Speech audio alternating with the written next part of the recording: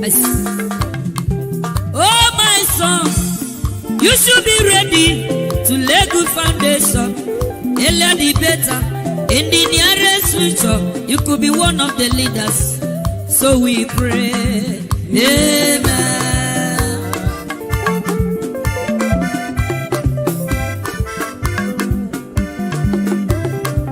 Oh, my daughter, you should be ready to lay good foundation. Earlier the better. In the nearest future, you could be one of the leaders. So we pray. Amen.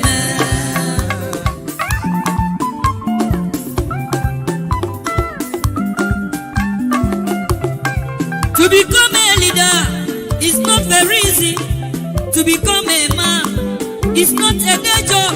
Everybody's ambition is to become a leader and to become a rich man. That is the struggle. So my son, you should be ready to lay good foundation. Earlier the better. In the nearest future, you could be one of the leaders. So we pray. Amen. Thank you, my brother. God bless you.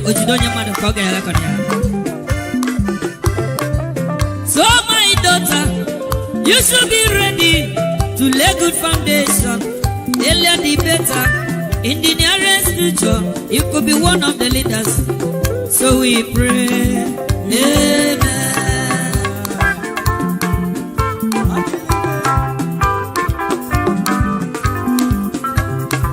To become a man is not a day job. To become a leader is not very easy. Everybody's ambition is to become a leader and to become a rich man. That is the struggle. So my son, you should be ready to lay good foundation. Earlier the better. In the nearest future, you could be one of the leaders. So we pray. Amen. You are the pillar that holds my life. You are the pillar that holds my life. Master Jesus, you are the pillar that holds my life. Lily of the valley, you are the pillar that holds my life. You are the pillar that holds my life. You are the pillar that holds my life. Lion of Judah, you are the pillar. Chickadee, you are the pillar. Daddy, you are the pillar that holds my life. Lion of Judah, you are the pillar that holds my life. anywhere. You are the pillar that holds my life. Hey, yeah. Master Jesus, you are the pillar that holds You my are, life. you are the Master pillar. Jesus, you are the pillar that holds my life. I said, Jesus, Nibu Kalabati Sindubue. Nibu Kalabati Sindubue. Ojobi Ebede, Nibu Kalabao. Nibu Kalabano. Nibu Kalabati Sindubue. Ojobi Obi Go Nibu Kalaba. Chikadi Nibu Kalabao. Nibu Kalabati Sindubue.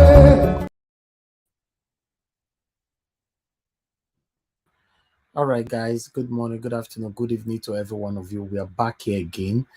This is the second broadcast because I was already rushing on the other one. So there's a lot of questions that need to be answered. And in the other broadcast, as you all know, that I don't like exceeding 6 hours. So there were no time to talk about it. And the other pending topic that I wanted to talk about all this why. So I think I should just use this opportunity to combine all of them together. So we are going to be starting with Alaro of Nigeria to talk to us. Then we take it from there. Alaro of Nigeria, please talk to us. Thank you very much for coming back. I appreciate every one of you. I think the screen is filled up already. Let me quickly check. I don't know, or one more space left. Let me see. No, the screen is already filled up. Okay. Let's go. Alaro, talk to us on the other topic which brought us here. Then we move on to because I'm relying on two main persons here today, Alex and Epa doing.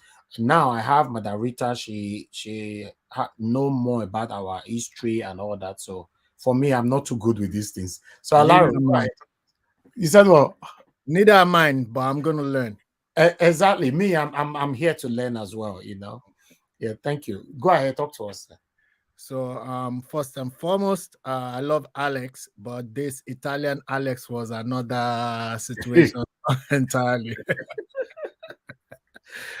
So, but that being said, I thank you, my brother, for the platform. I'm not Italian. No. I'm not Italian. No, please. I'm Benin. Yeah, but that version that you That brought, version of Italia, that's what he's saying. Yes. I wanted to shake the table a bit. you did, my brother. So, I thank you for the platform. And I urge every obedient out there to support you by all means necessary. Thank you. And when you talk about support, it's not always about money. Exactly. Take the time to just listen, tune in on the background, whichever way. Because this is the only way this has been possible. What we are seeing, what we are fighting for, and now when we're saying we are fighting for a mandate, is because of people like you. They said there was no structure, and this was the structure. The people coming together as one. So we have to keep doing that so we can keep progressing. It's a beginning of change. And I know this. I'm not too much into YouTube. I have a channel, but it's nothing. I'm not too much into how YouTube works. But on Twitter, I'm more of a Twitter person. I get abuse is rained on me every single morning. So I cannot imagine what you're going through. When I wake up in the morning, there are people that are loyally abusing me daily as a Yoruba man that's even contemplating this unity. So, which I don't mind.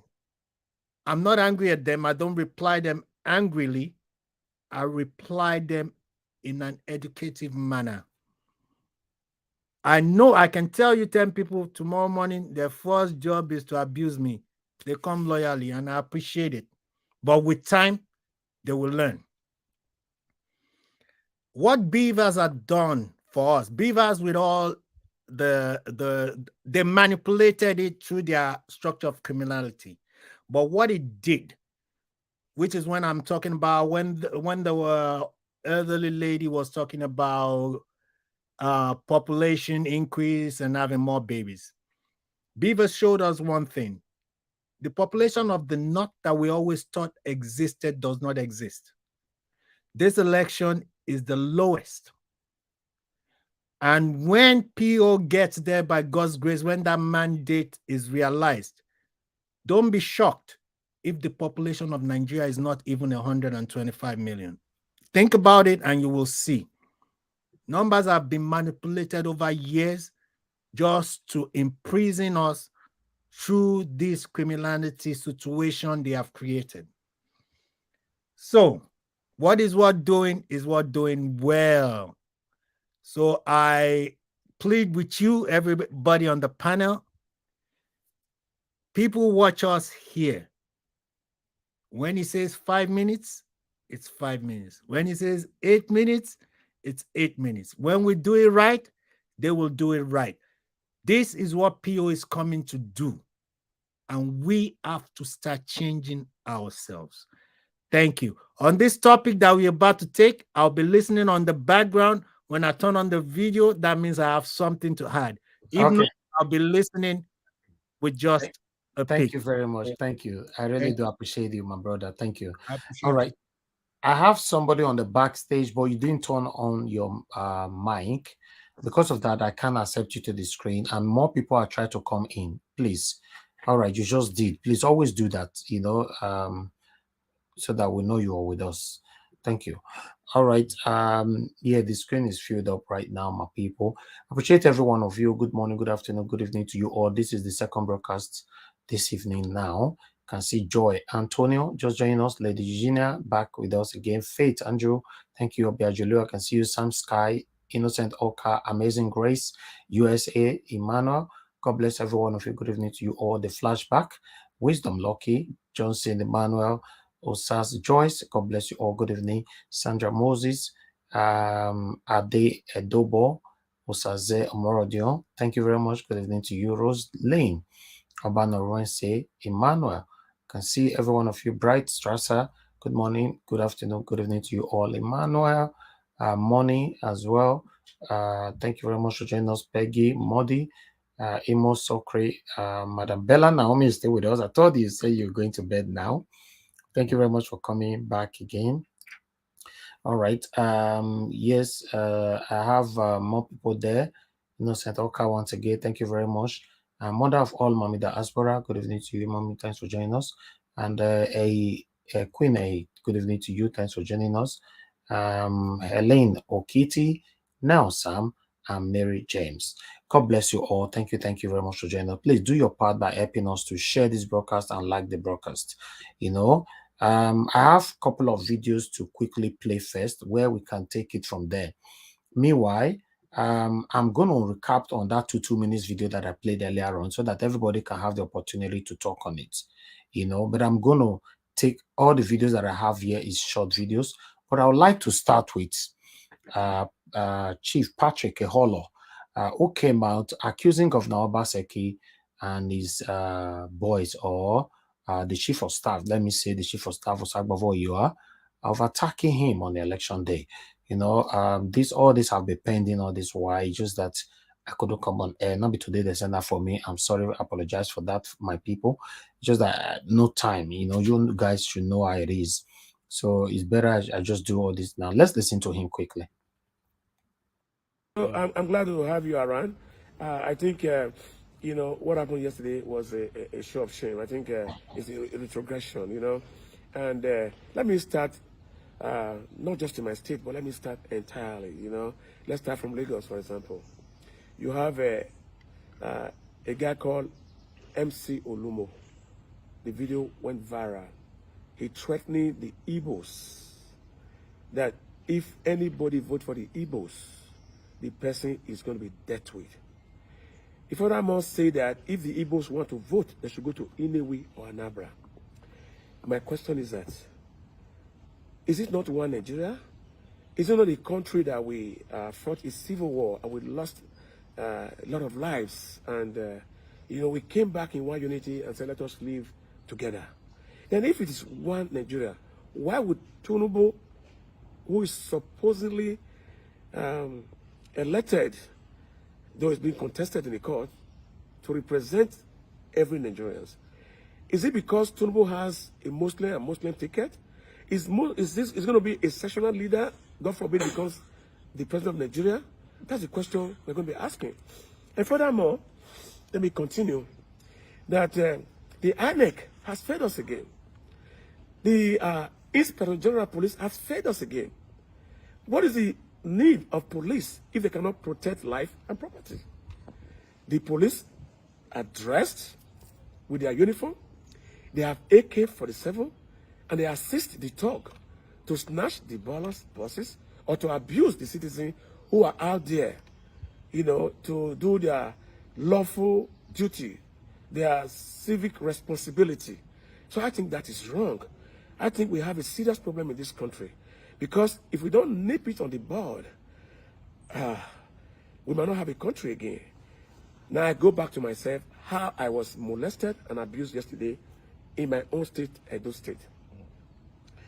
I went to my place of Northeast to vote. As I was there a lot of distress calls. I can't be everywhere. I do the little I can do to make sure there's peace and harmony within us. Because after the election, we're still the same people. We're still in Nigeria. But however, I came to Georgida around about 5 or 6. I saw the supposed call Chief of Staff, Osagbovo Iyoha, Chief of Staff to the Edo State Governor Obaseki, trying to suppress the vote, trying to intimidate the voter. And I told him it will never be possible here. And I called the director of SSS. She's an excellent woman. May God continue to bless her. Within 5 minutes, she sent a Eholor of SSS. When the Eholor came with the SSS, Usaro, Sagbobo Iyoa, and the other guy who's the chairman PDP, Aroko, they disappeared to the chain of air. Couldn't find them again. I remained resolute. I stood there. After the collection in India, they took it to Europota. In Europota, the police were standing. We were winning. Labour Party were winning overwhelmingly. In the presence of the police, they were changing the result. And I said, it cannot happen. It cannot happen here. Not when I'm alive. I've been doing this for about 30 years. I've always been on the side of the people. Let me equally remind you, this same, I'm not concerned about their sexuality, you know, speculation about, you know, being the opposite. I don't care. I love gay people. I love lesbians. They're not my problem. I want good governance. Okay, the, Patrick Eholor, diverted by, he switched from election manipulation and INEC fraudulent activities and their agents straight to gayism. I could not, because I've watched this before. I could not understand why he switched that he like gay people when he mentioned the governor, or what is going on here. So Najawash, there is a speculation, in fact. No, hold on. That's fine. If you have details about that, let's finish the video first. You know, just keep it, because I want anybody who have answer to that, why he switched straight away and he switched out of it again. I watched this video, but I could not understand. Thank you very much, my brother, because that's why we are here. I want to hear from everyone. Their sexuality, you know. I've been doing this for about 30 years. I've always been on the side of the people. Let me equally remind you, this same, I'm not concerned about their sexuality, you know, speculation about, you know, being the opposite. I don't care. I love gay people. I love lesbians. They're not my problem. I want good governance. I've lived in Canada for many years. I have friends who are lesbians. I have friends who are gay. I don't judge them. Because if I judge, I'll be judged. I leave that for God. But I'm not concerned about the governor's sexuality or Osagbobo, your sexuality. But I'm only concerned that Osagbobo is who allowed himself to be used by the governor to subvert the will of the people. This is more than kidnapping. This is our future. This is our right. Before I could say Jack, Osagbovo Iyoha authorized some notorious thugs who are not ready to be liberated. The same thugs I'm fighting for. To take me out. Take me out. You know what I mean? Take that guy out. Me kill him. But I resisted them. But thank God that the goodness and mercy will follow me all the days of my life. And thank God for the life of Austin Vibut. That's what they call him. The guy said, not in my time. Ultimate equal will not die here. He put his hand like this and stopped every motherfucker to stop what they're doing. They hurried up to take me to the car so I can leave. The police were staying there doing nothing. What are the police doing? You're supposed to save life and property. I called the support commissioner of police many times. I sent him a test. The test is here. I said, Mr. Commissioner, were you not here to work for us, to assist us, so you can prevent this to happen? He said, I didn't have a network. I said, you mean you don't have a network? I called him back and told him I was abused. And they are going to snatch the ballot boxes. He promised he was going to come back. He didn't come back. Listen, if you see things going wrong, you say nothing, you do nothing. It means you are culpable. It means you accept what is going on. So I therefore say that the Commissioner of Police at those State today is culpable. He was bribed by Governor Obaseki with his co-travelers so that he can look the other way while the thug will have a fit day. Question, please. Sir, my own question is the Commissioner of Police. I think there has been a reshufflement. Is it the present one that was brought here or Dankwara? I don't know who is there. The one I spoke to was Dankwara. I don't know if there's under police. If there's under police, then excuse me for that. I didn't know if there's under police. But Dankwara has been a very good man. I've been communicating with him. It was Dankwara that I spoke to. So if there's any other policeman other than Dankwara, it means that that policeman is responsible. But Dankwara did not tell me there were any other policeman. So I assume that he's the one who's in charge. Okay. Judging by what happened yesterday and what you experienced, we have all seen the problem. So, and then when problems come up or when problems arise, we want to look at the solution to them. So, in future, we avert things like this. You know, as someone who has stood on the side of the people, I mean, how do you think, or what do you think we can do to get it right? Well, most of these people who are, using criminals to make sure they elect House of Assembly, presidency, or governors. We shouldn't allow them. We're going to resist them. Because if you allow the criminals to make love for you, you can't get justice. So I am going to make sure that the likes of Osagbovo Iyoha, the likes of Godin Nora Obaseki, the likes of Wiki, the like of Hope Uzoduma, they will never enter Europe country or America. By tomorrow, I'm going to write to all the embassies. I'm going to gather the evidence and show to them because they have their family. For example, the little boy Iyoha, he used to walk my dog for me. The senior brother Tony Iyoha, he used to be my man in Canada, my son. You know, even when he was deported from London, I assist him.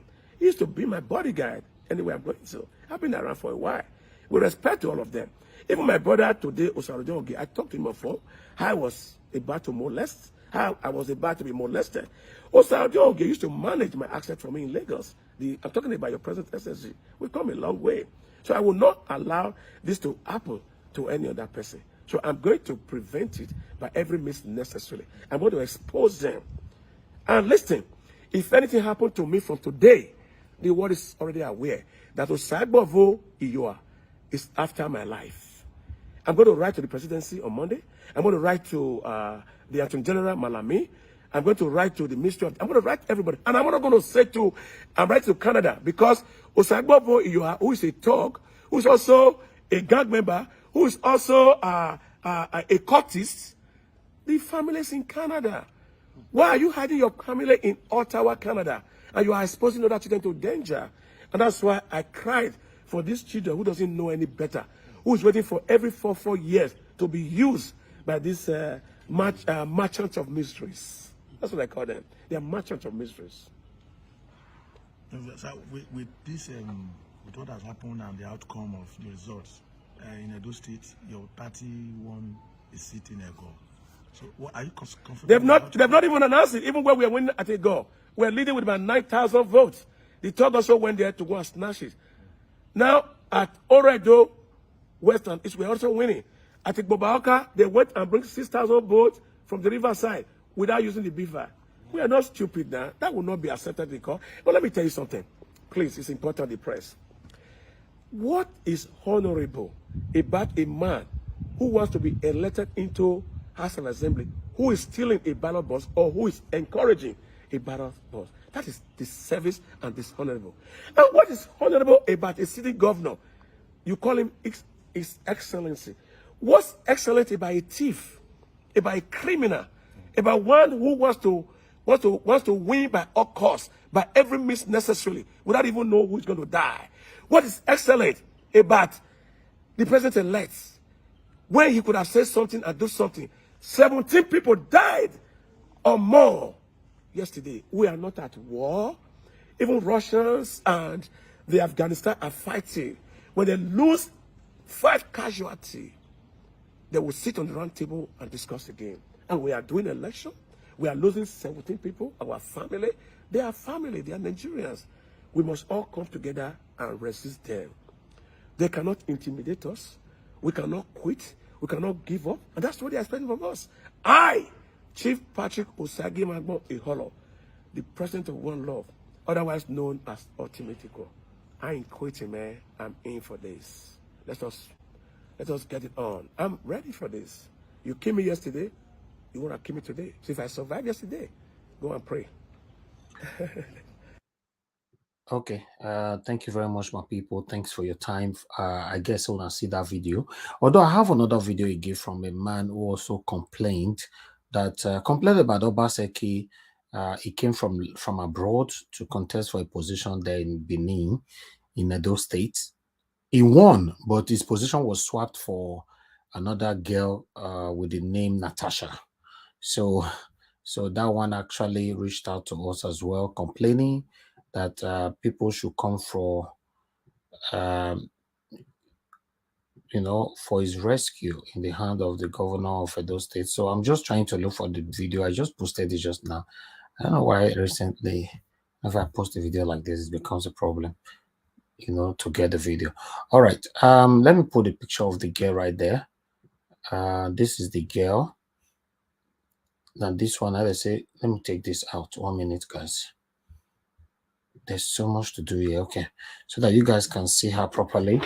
That's the girl that, you know, they say Obaseki swap for this man that is going to complete right now. But before that, what's happening here? I don't know. I'm trying to bring out this. Please bear with me, guys. Bear with me. It's not. Why is this video difficult for me to find? That's what I'm saying. Oh, finally. This is something else.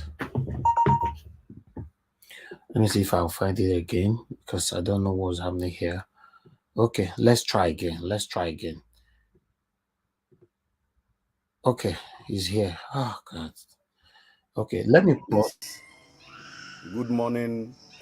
Okay, this is the gentleman here. He contested. Okay, according to his statement, let me read first before we hear him speak. Okay, this is what he wrote.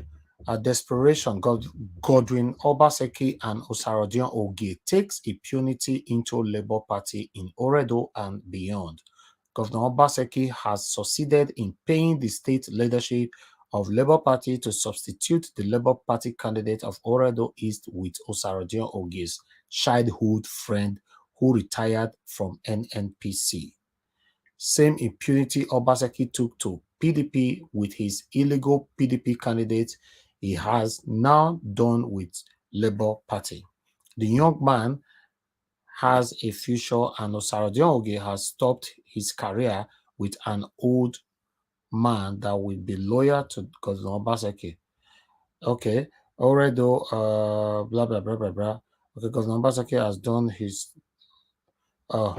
so some of the things we write for here, not read down with my mouth, except if I bring him here. But meanwhile, let's hear from him first, because I want to know how. Nigerians, good morning, Edo Lights. My name is Honorable Victor Osagbovo Igbineweka. The reason I am making this video is to let the world know what is happening in the Labour Party that we are in today. I came from London because of what I saw and the Obi movement and the change that Obi has in his heart. I decided to join the Labour Party. And from the inception, I was a part of those who started Labour Party. I have done so well. I have promoted myself. I am acquainted with the people. And right now, we have a stronghold in Edo State, Oredo East. Now, our party has been hijacked. It was shocking to me that after so many efforts and so many things I have done just for the party has now become a leadership of extortion in Edo State. Because I have done everything that needs to be done. I have given my all for labor. They want me to bring money for a form which I submitted, and I've paid them the money for the form. I've given them everything. Because I refused to give them money again, they decided to substitute me. I went to the leadership, the state chairman, Mr. Kelly Uboy, and I really don't know how to say it, but labor has been infiltrated. So right now, I want the whole world to know, if they see any candidate who has been assigned in my position, that means they have forged my signature. I did not sign to step down from my position in labor. They have even gone as far as trying to bribe me, to call people to come and give me money to step down. I refused. and they still went ahead to do what they have just done. So I am calling on everyone. All right, that's all I have on that video. I have another video that I want to play again for the accusations about Oshiomhole. Okay, let's listen to this.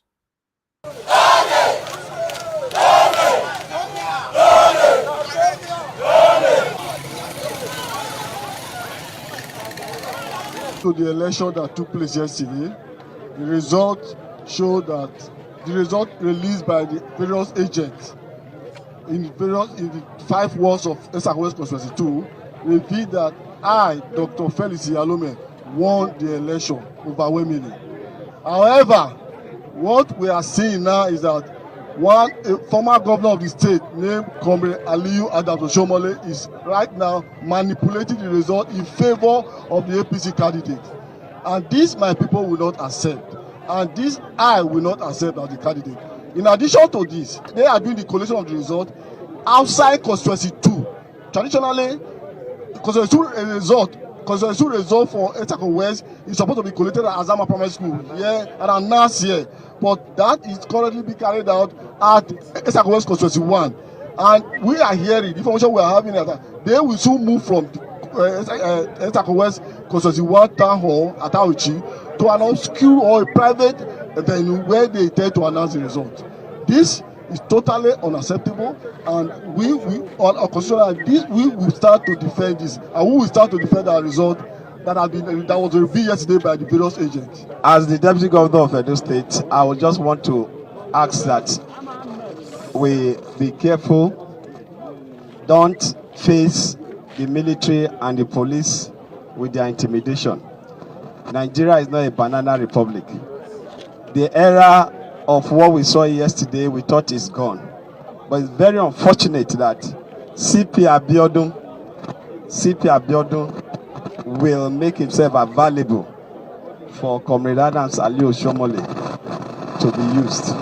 And they boast about it. They say they are back. And I don't understand what they mean by they are back and that nothing can happen. And one of their chief talk, making phone call and say, from the villa, telling them from the villa, you have been instructed from the villa, you have been instructed by the IG. I hope IG is not involved, but nonetheless, CP Abiodun have not shown the ethics of policing. He has not shown the ethics of police, and I'm using this occasion to please ask that the Police Service Commission should watch very carefully character of people they promote to the rank of Commissioner of Police. If you have a CP like that as Commissioner of Police, then we are in trouble in Nigeria. I think for all of us, it took the grace of God yesterday to calm you, not to be so provoked and will lose life. I will not want any of you to lose your life for this, and that is why I'm appealing consistently since yesterday. It's not an act of cowardice, but I know some of you were ready to lay your life. Some of you were lying down under the APC that they carried here yesterday, and I said I have to appeal to all of you. I'm still appealing to you because this character do not mean well. This character do not value life. If they value life, the APC, Mopo 60 APC that the Commissioner of Police used to intimidate, shoot to carry these guys out of these places yesterday, should have been used to save our girls in Sabisa Forest. It should have been used to save the train victims in Kaduna, train victims. I think the use of weapons, the use of armored personnel carrier for election such as this defeats the purpose of security of our country. I think Nigerians are getting tired. They should not provoke us to the level that we will go to the streets. This is a message. I'm trying not to speak the way I will have spoken as Comrade Philip Shaibu. I'm trying to be careful because I'm Deputy Governor. So I want to urge all of you, I want to urge all of you, please and please, anything you want to do, be calm, peacefully. Register your protest. You have the right to air your views. You have the right to protest. But please remember, our properties are our own. We should not destroy anything, and we must not do something that will cause breakdown of law and order. And I don't want any of you to die. We need you alive. It's because of you there's government. And if you are not there, there won't be government. So please and please, we are waiting here. We pray that they will come here and collate. We are aware, just like the candidate and our leader just said, they are collating results in constituency 1. It's like having an election in Oyo State and going to Ogun State to collate and announce results, or having an election in Kaduna State and you now go to Kano to go and collate and announce results. That is the level of impunity. And when people like Oshiomhole are involved in this, we continue to ask, this man has too many faces. When he's interested in one face, he acts the face. When he moves to the other face, he acts the face. This defeats the essence of bringing him in 2007. We came together to say we want to rescue Edo State from impunity. Now he has joined the category of oppressors. Now his level of impunity has even gone beyond the one that we fought in 2007. All right. Thank you very much, my people. I'm going to stop that right there so we can start talking. Yes, for all that I've showcased so far, and with the other pending contribution from the previous broadcast, so I think it's better we start talking right now. So I believe I should start with Epa Edwin before Alex, because I'm not sure when Epa will be going to bed. Epa Edwin, are you there with us? Okay, he's not available right now. Okay, let's go. I'm here. Good evening. Okay, good evening to you, sir. I guess you watched all the videos, right? I watched everything. Okay, talk to us, sir. Thank you. This thing is funny. It's funny in the sense that the governor will now said he's been disturbed, violated his right as a governor, the first citizen of Edo State, by Oshiomhole. Oshiomhole will say the governor and the Shuaibu Philip are disturbing. And now election has come now. He ran the election before to go into the Senate. And now he had decided to continue to bring his boys to ring for House of Assembly. You know what pains me much is that this is a man who fought godfatherism, who fought his mandate, to claim his mandate by saying Osarime, the then governor of Edo State by PDP, rigged the election to push him out and to take his mandate. They went to court, he got the mandate. But all these things he has preached against, and those efforts that put him there, it seems he has forgotten. To him now, it matters no more. It's painful and it's touched me. Like for Eholor, that is ultimate equal. He is also one of them before now. And whatever happens now, I'm sorry, Naija Watch, I will not want to contribute because ultimate equal is my friend. I will be very honest to you. I don't want to contribute now for best reason known to me. But if he knows that if you point one hand to somebody, the remaining four will be pointing at you. This is exactly what is happening to some of them today. That they are now ranting and chanting. They don't want to accept it. Though it's painful, but he understands what it means exactly. So I will hang on that of ultimate equal. The young man and the young lady that he said they are taking their mandate from them, those ones are the basic ones that I'm interested. But right now, the way the election went in Benin, for me, I would advise they would have called for a fresh election in Edo State. Because there are series of complaints, series of mandates being stolen, and the people are not ready to give in. And I don't want the same thing that happened in NSAS in Benin come to take place again. I don't really know which avenue we cannot mediate with these people because we are not talking of our own state, our own home in Nigeria. So I'm short of words, but if in any form I have any good reasoning or any good reason to suggest to you, Nigeria World, so I will put it on this platform and play it for everybody to listen and suggest to all of them so that they give us peace in our state. So that the needful be done, I will do that. I will not hesitate. I will not hesitate. So the so-called election ringing, it has been very, very severe, and people have been persisting in saying they want a fresh election. And I think that would have done us good if only it will be possible.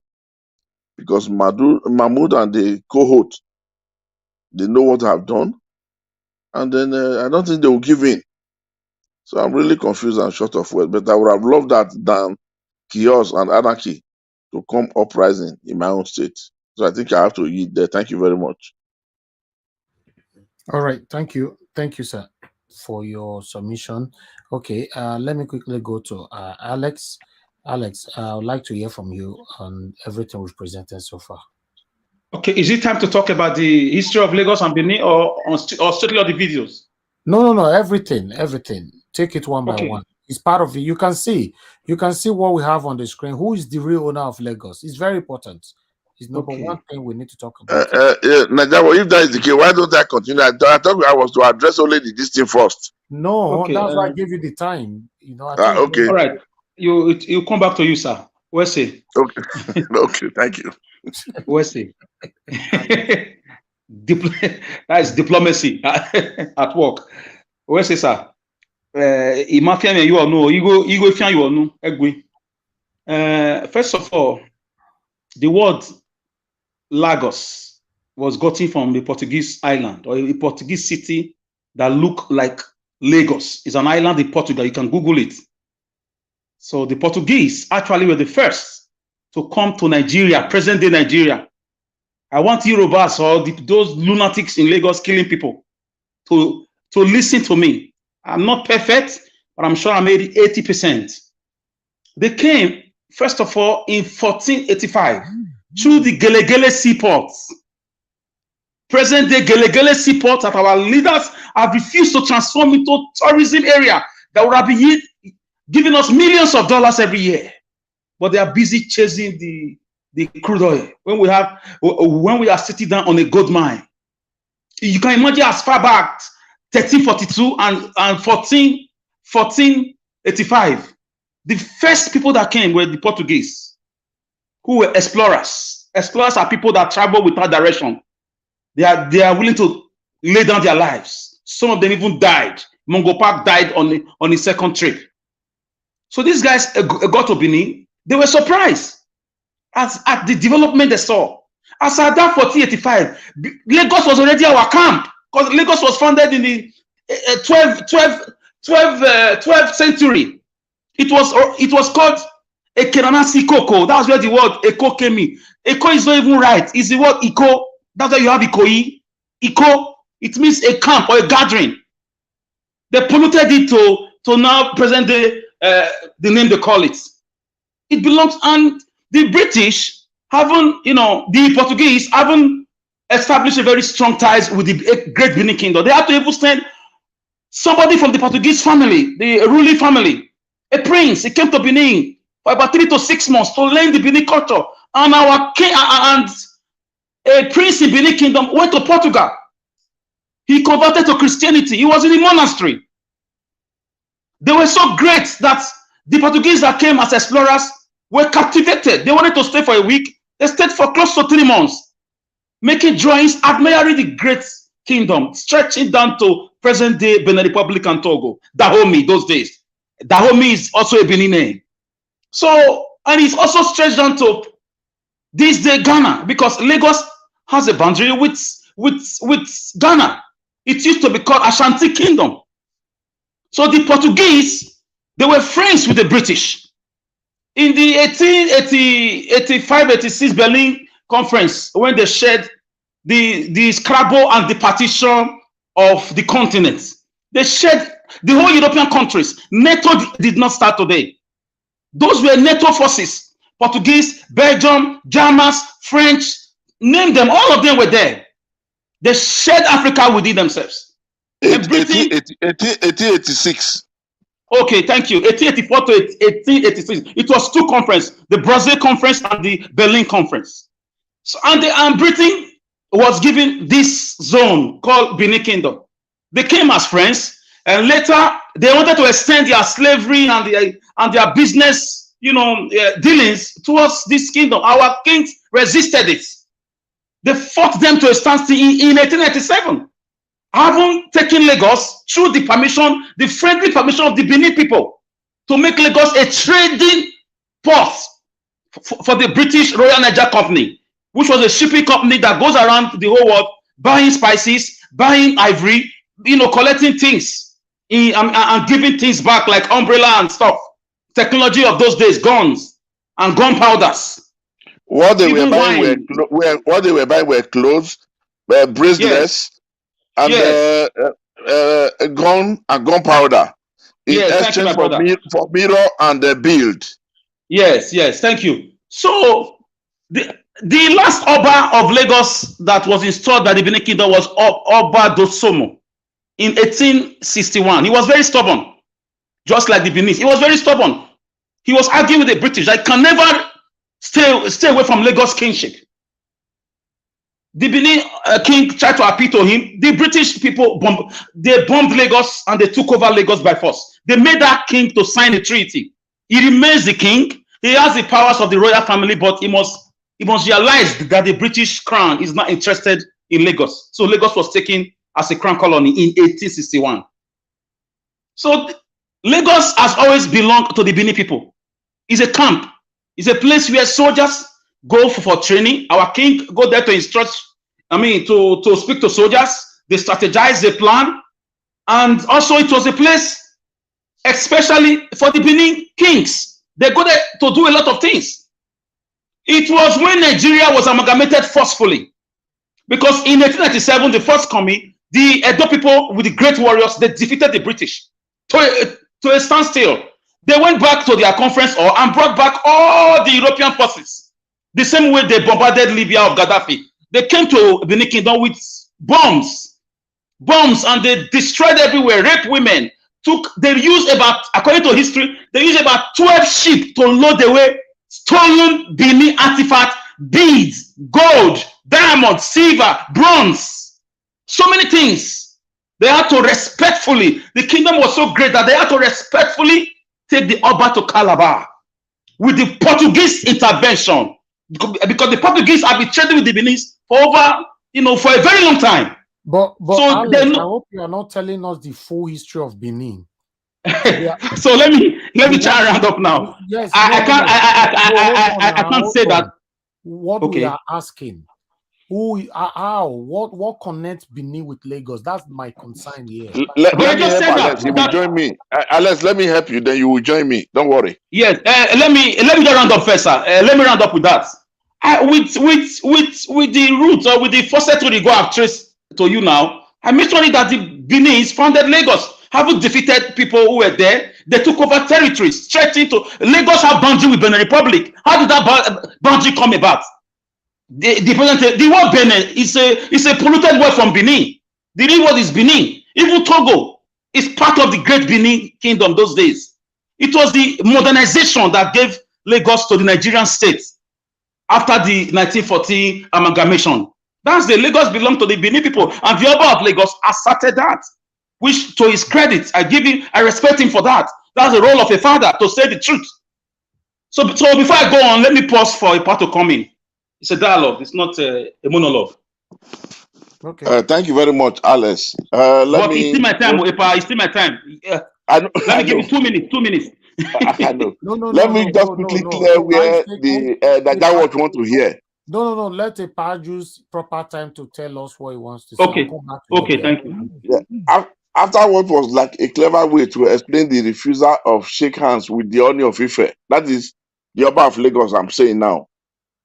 Then he now said, Oba, that is Oba Rewani Akiolu, who came out to let them know that categorically and stated that the Benin is not from Yoruba. Instead, the Yorubas are from Benin by tradition and culture, which most critics said he violated.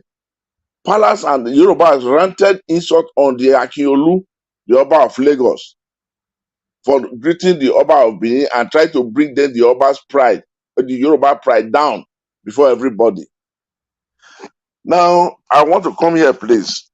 You see, Lagos was a business place. The first Portuguese that arrived Benin, that was why in the whole of Nigeria, the oldest church in Nigeria is in Benin, which is the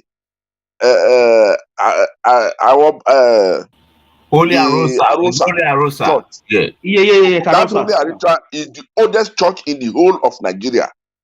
After the Benin now went to study the Portuguese language and way of culture, and the Portuguese came to study our own, which my brother has earlier highlighted. Now, when did that change? There was now interest in business, and the interest in business involved the Benin, and then they now use a trade merchant within the Benin and them, which is the King Jaja of Opobo, who trade with the Benin along with the Portuguese.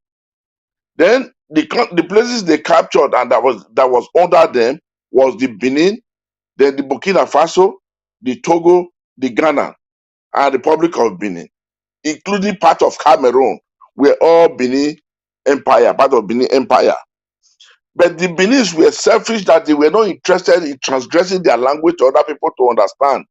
Just for security reasons, they now said, who want to keep language, let them keep. Who don't want to keep, we are not interested. Already, we will not be having a secret way of discussing our privacy. That was why the Benin language never grew beyond the Benin and Benin environs. Now, when we now have to go into what we should understand, the Portuguese started doing business in 1490 with the Benin Kingdom until they did business throughout the 15th century. And this time, they were now doing business because they were interested in the Benin bronze, and copper. And the copper that was being established then as a trade money was being produced in Holland, which the quality was nothing compared to the Benin bronze they discovered. And that really was dragged them into the Benin interest. And then they wanted to go further to establish a lot of other things with Benin. One of the business they were doing was the pepper, the bronze, the copper, and whatever, just name them. So when they now establish their government, they now decide to run the government until what Alex said, the amalgamation of the Benin Empire, the amalgamation of Nigeria, and then the Berlin Civil Conference at the head. And that was where they now draw how to divide Africa into ruling pattern. And then they now draw about 14 countries out of Africa as a whole, which they were to divide among themselves and they were to rule. To cut the story short, Nigeria now fall under the watch of British colony. They came to Nigeria to now take over from the Portuguese. The word Lagos is a Portuguese word. And the first people that settled in that place, we call Lagos, that was ruled, was the first person that founded there and that ruled that place was Prince Ado, the son of Oba of Benin. Prince Ado was the first Oba of Lagos. And he was named, he named that town Eko under the Portuguese explorer because they used there as a transaction maritime home. And the Benis also used that place to transgress when they are going on war.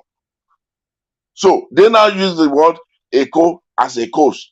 And this was in the year 1942 when the Portuguese finally gave in to the British government and they now took over that place.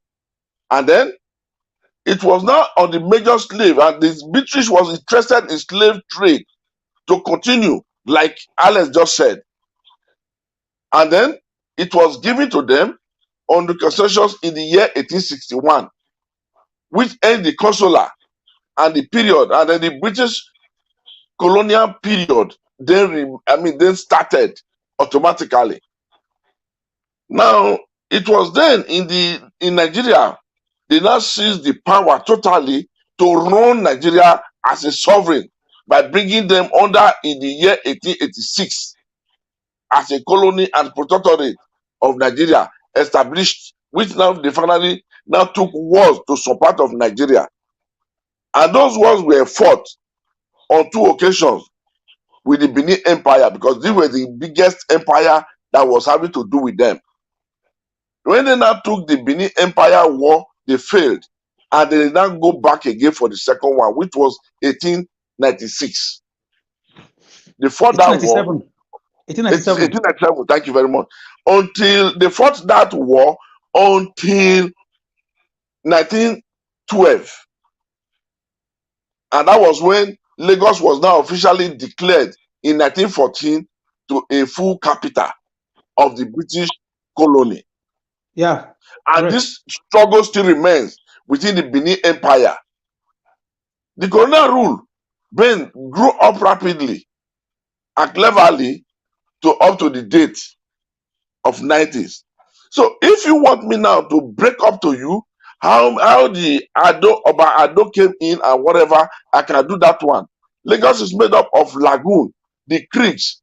These are Lagos Lagoon, Lagos Harbor, 5 cowries creeks, New Canal, Badagry creeks, Kuramo Water, and then Lighthouse creeks.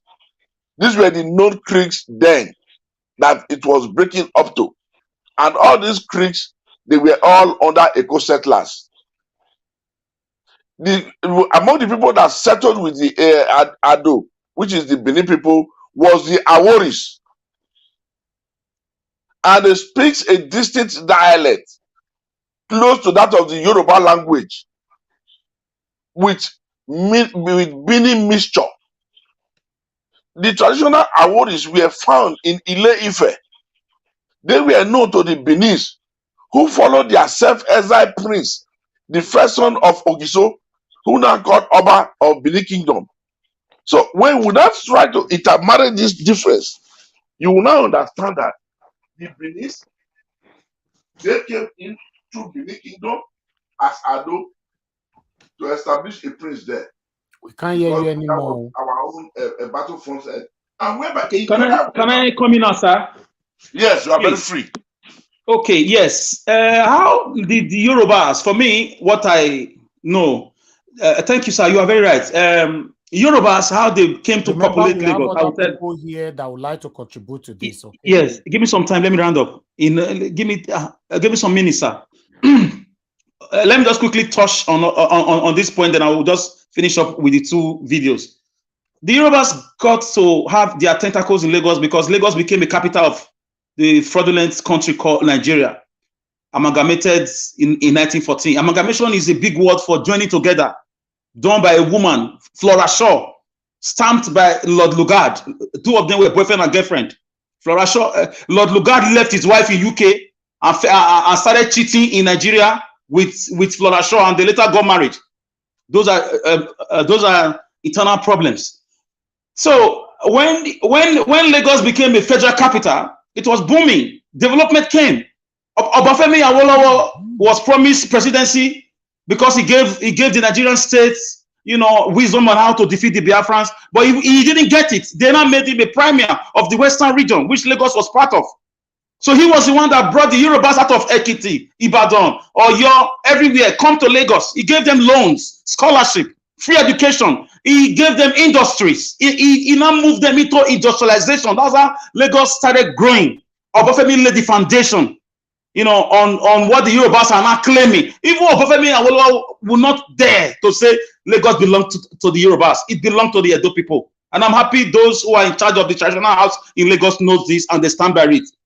For the Natasha video in Edo State, Natasha, forget that name. The name is okay. Alice, Alice, before you move on to the Natasha video, let me tally what you and the power have said so far concerning the Lagos and how, you know, how the owner, let me put it like that, of Lagos. Let me quickly bring this video here. 1 minute. I want us to see to this video. I think it's very, very important to use it to tally with this and round up. Guys, bear with me. I still can't find this video again. I don't know why. I'll post the video to my stuff. Okay, I got it here. Let me see if I'll get it.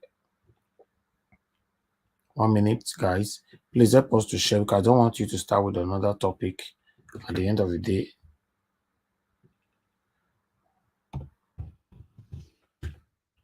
Okay, see if I'll find it now. Please, guys, help us to share and like this broadcast. It's a late night broadcast, so I think it's very, very important we do this. I still can't get these videos on my computer, but the system is not accepting it in. I don't know why. Okay, let me do it this way. I really need to bring it here. This problem started today for a reason I don't know, but nevertheless, we're still gonna sort it out. Okay, 1 minute, 1 minute, 1 minute. Just do your part by liking and share. So as I prepare this, it's not easy to do all to multitask and do everything at the same time. You know, I think you should change your name to Busy Brain, Mr. Najawash. You are the real Busy Brain. My brother, is a lot of work here. Okay, you are not changing it to Busy Brain. Busy Brain, stay with us for a year. Don't let her go first. I find trouble. That name, you don't know where she get that from. Okay, I got it now. Okay, good. Let's listen to the relationship between the Benin and tell us about the relationship between the Benin and the Eko people. Yes. The first Oba of Lagos is a male descendant of Oba of Benin and very close person to him. He's sending him on a mission here, and that's why we have a song. Omoko ni wa o, awa ki n ṣọmọ abidanu.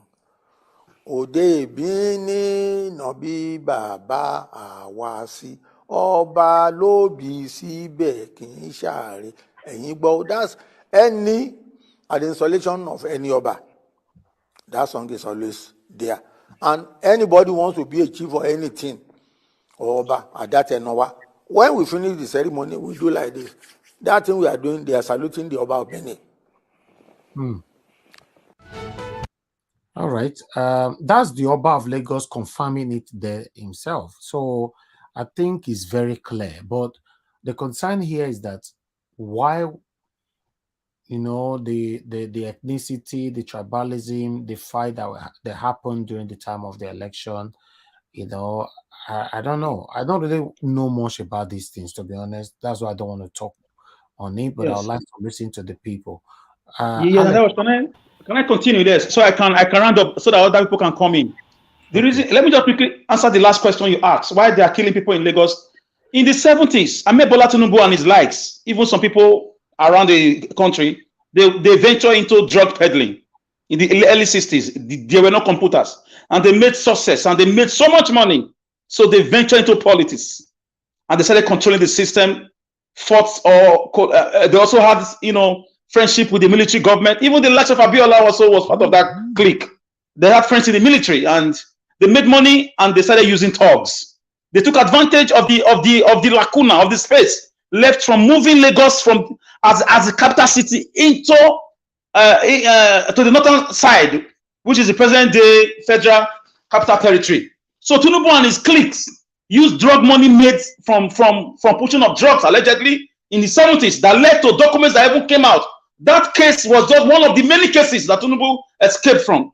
That's why people said he's not human. He has mystical powers. Many people were killed, many people were taken.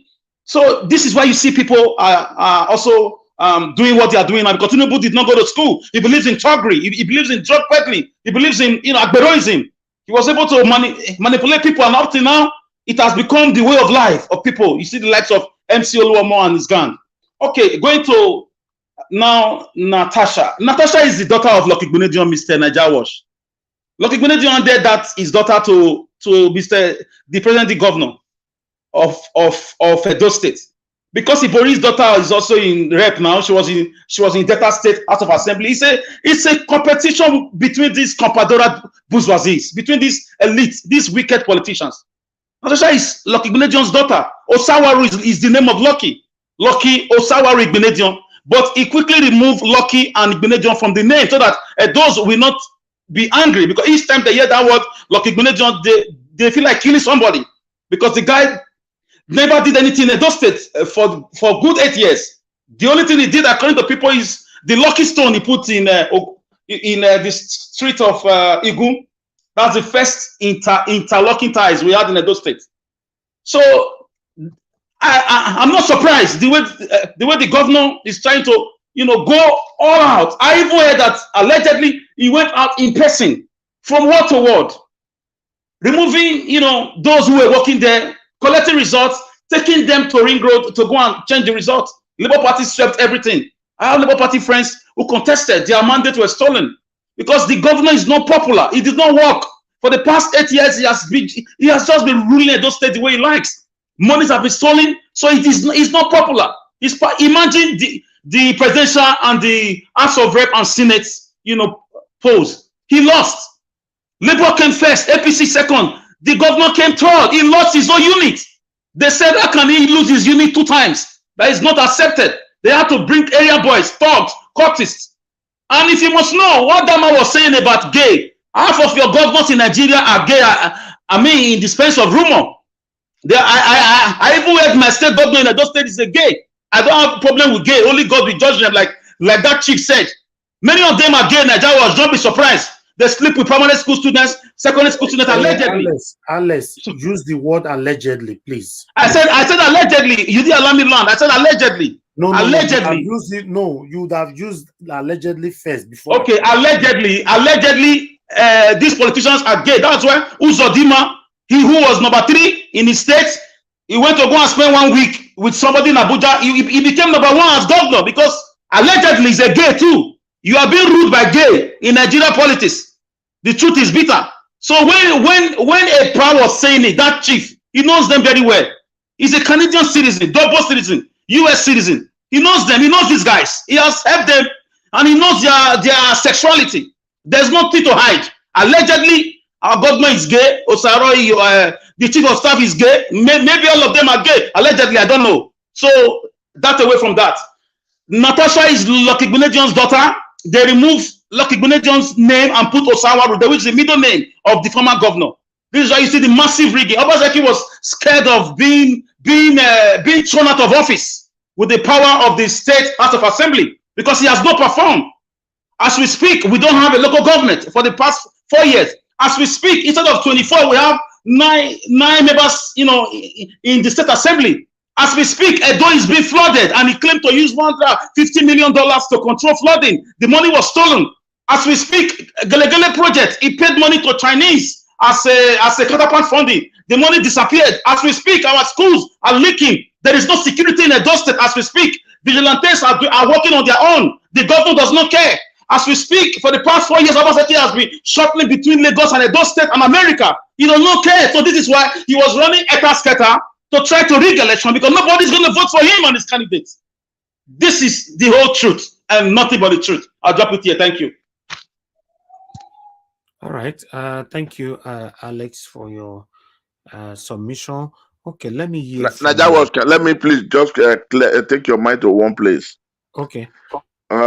He said here is that the firstborn of Oba Ogiso, now called Oba of Benin Kingdom, whose stepmother was after eliminating and who went on to exile, he now came out as Prince Izoduwa, known to Yoruba as Oduwa, and that is the Oduduwa that became the first ruler of Ife.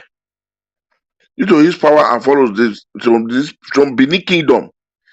So what I'm trying to say is that, and this thing happened in 1230 AD. You understand my point now? So this is the same father of the Aworis.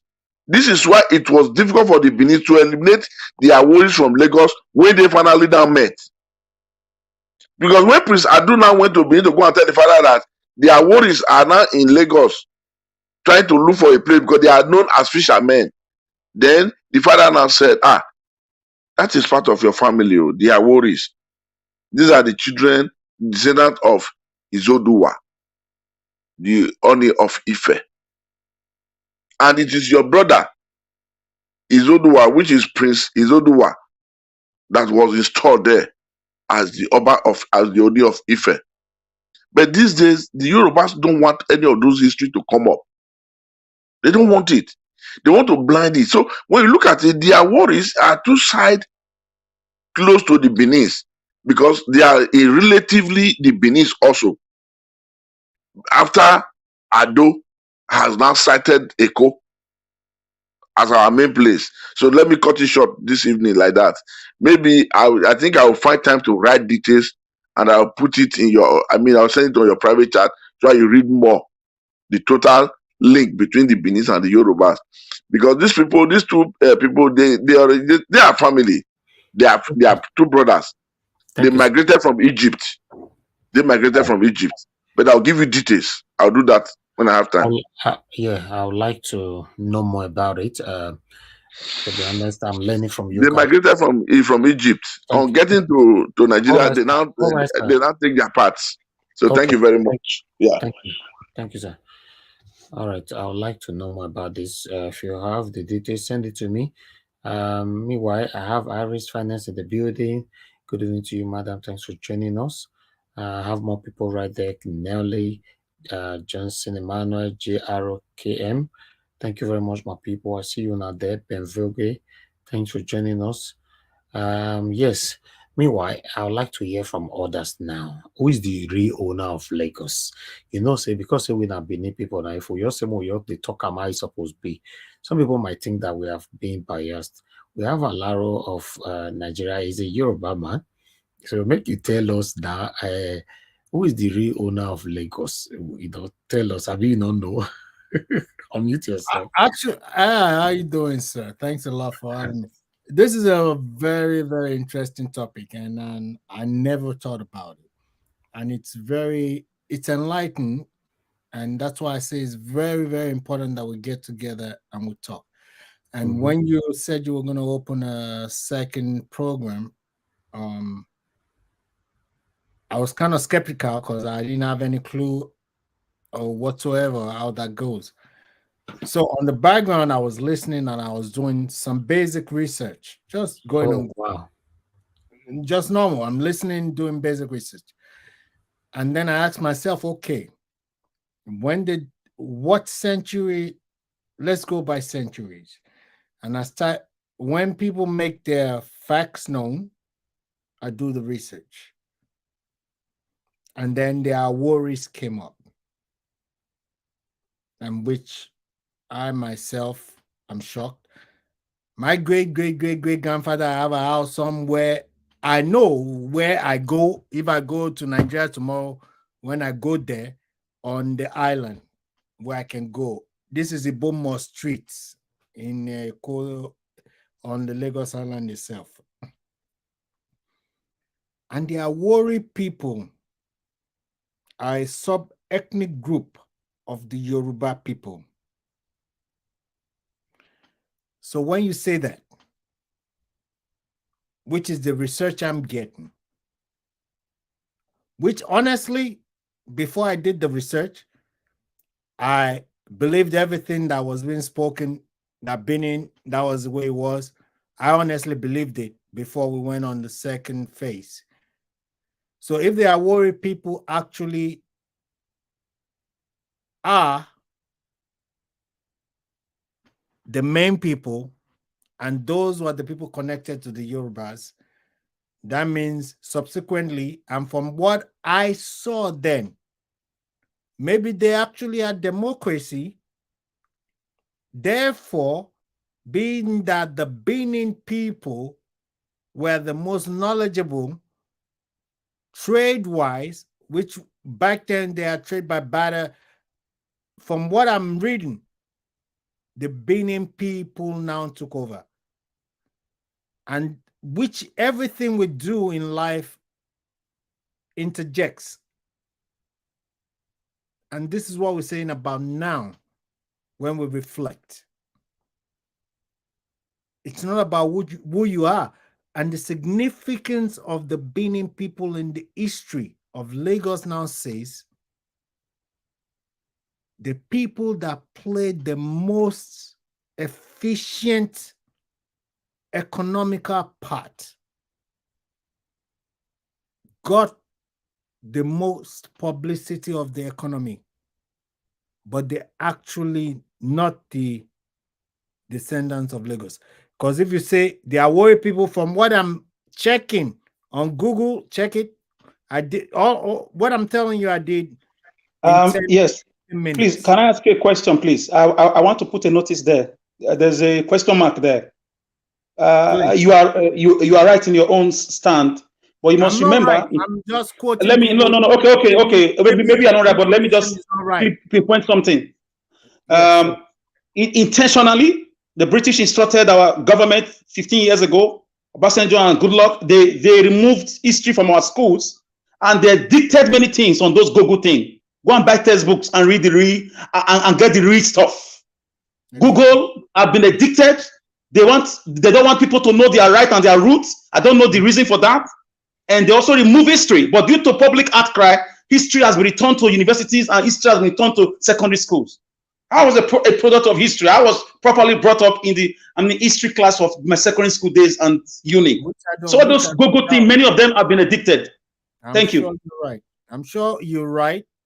But the point is, we have to produce and propose facts as facts, not just as assumptions. So I understand you, but then what comes next? What are you going to tell me tomorrow?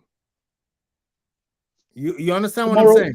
Tomorrow I can show you textbooks and maps and take you to the palace so that you can hear from the kings and the chiefs by themselves, the real owners of the land. But right now, compare your textbooks and Google. Do your research properly, not half-baked Google research. Even Google can mislead you. Google Map can also mislead you. Can I say something, please? Maybe I should just say something. Can I say something? Please. Listen, please. As a speaker, you know what I will do for you?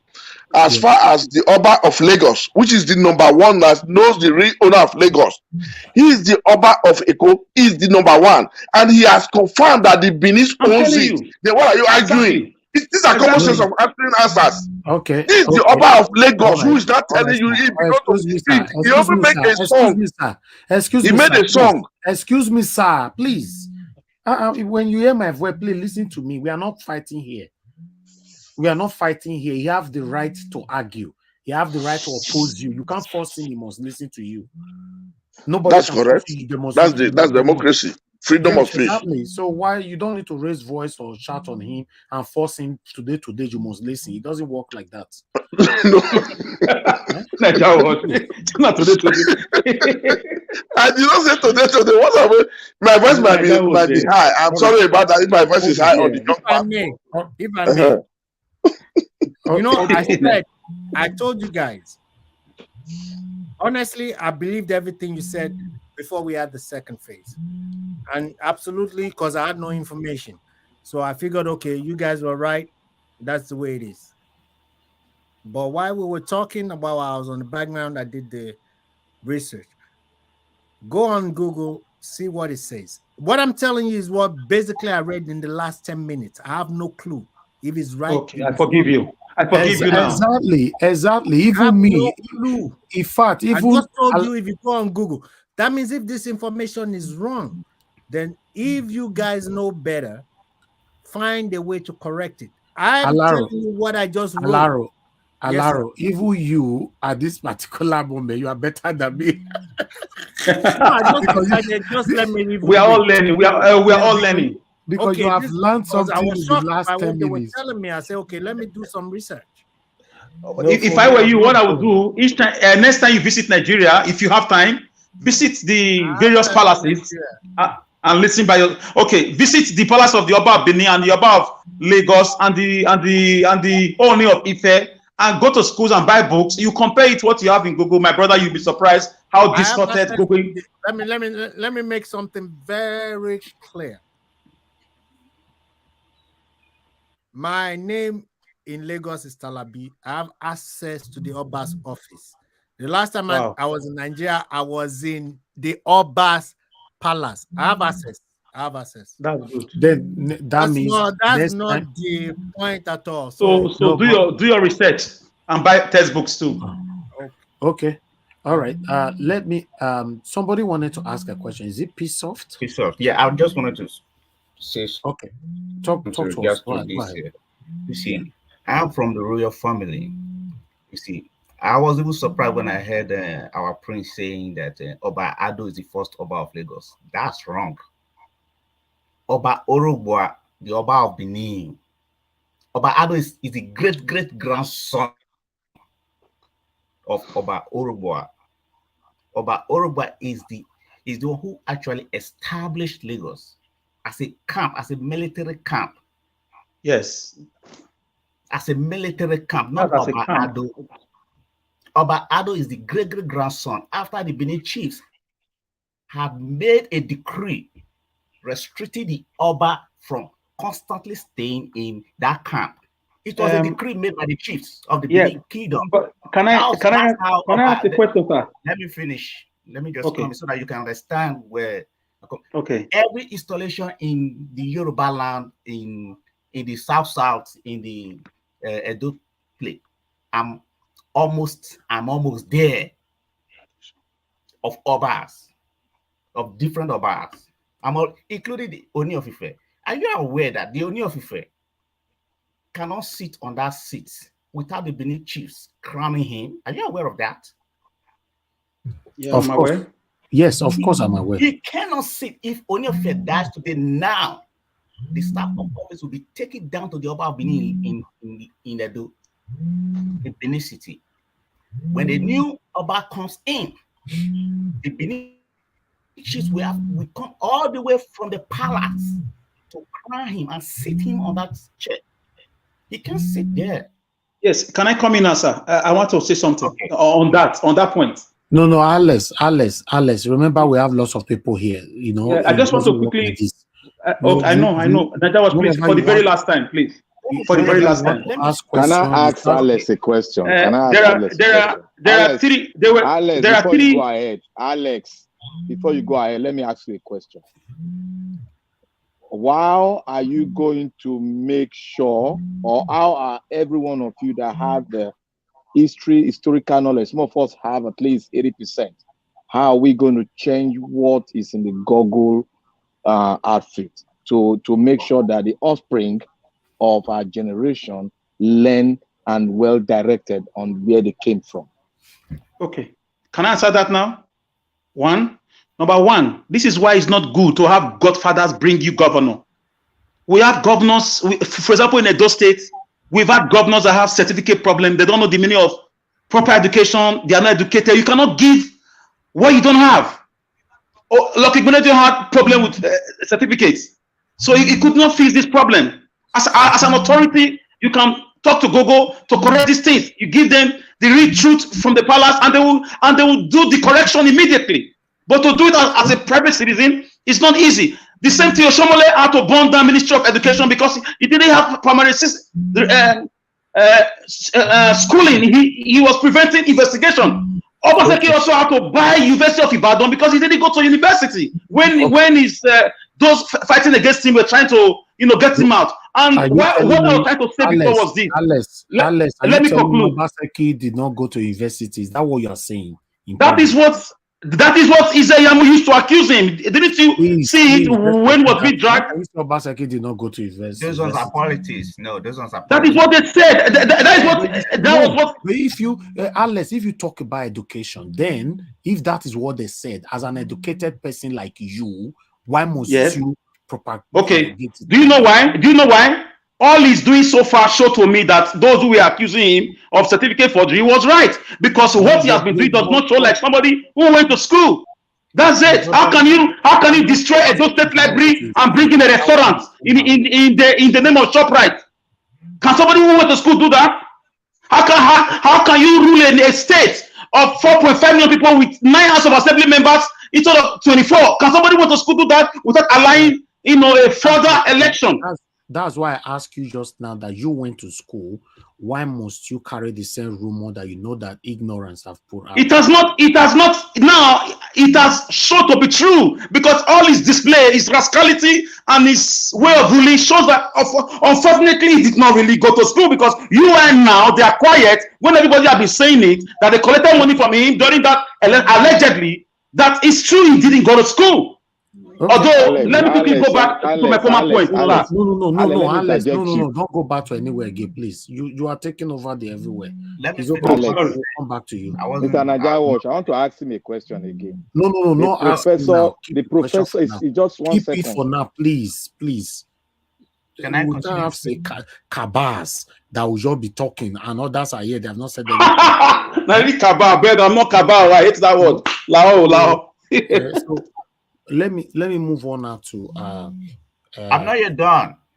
Okay, yes, please round up, my brother. Okay, now when we talk about the real owners of Lagos, the young man that the prince asked about how do you change those things on Google? Anybody can put anything on Google. Anybody can. We might just be talking. Anybody can put anything on Google. It doesn't really count. What counts is your history, your documentation. In Benin Empire, we have documentation, we have history, we have books. The Aworis came after Oba Orogboa established Eko, and they came because they saw a sign all the way from Ife. During that time, it was weather something period. If I go back to those books, you're going to see when they saw that sign, they traced that sign and they came to that place called Eko, and they saw a camp there. So they couldn't even approach the camp because it was a military camp. The Portuguese also were invited before that camp was established by Oba Orogboa, who schooled in Portugal. He actually schooled there, and he was a sailor. So when he came in, he invited the Portuguese on exhibition. So the Portuguese actually came as to help Oba Orogboa to establish Eko during their exploration. So it was not Oba Ado that was the first Oba of. It was the Benin chiefs. The Benin chiefs. For you who don't know, the Benin chiefs are very powerful. If you don't know now, very powerful. They issue a decree. The reason Oba of Benin today is not seated in Lagos is as a result of decree issued by the Benin chiefs, stopping Oba from relocating to Lagos, Eko. So what they did was that then Oba usually be at the war front. You understand? So they have to stop Oba from going to war himself. So only the military then have to go to war. So it was not Oba Ado that was the first Oba of Lagos. Oba Ado is a great-great-grandson of Oba Orogboa. And his name is called Edo, not even Ado, it's Edo. So it was corrupted to be Ado. Thank you. Najawash, sir. Yeah. I want him to understand one thing, that Oba Orogboa, Ado is the prince of Oba Orogboa. Orogboa left Prince Ado in Lagos. Okay? He left Ado in Lagos to take over because he cannot leave Benin to come and start ruling again in Lagos, in Eko. Okay. All right. So that was exactly what happened. So if it's not, Orogboa is from Benin. Okay. Ado is the son. So I don't know if neck and the throat. I don't know the difference. Okay, sir. Thank you. Thank you, sir. Yeah. But let me pick 2 calls, please, before I come back to you guys. Hello. Yeah. Good evening to you. Your name and where you calling us from? Good evening, Nigeria Watch. Thank you. Good evening. Yeah, good evening. Good evening, everyone that is watching today. Now, I saw a lot of things. You put on your screen, you say, who is the real owner of Lagos? Yeah, go ahead. Yeah.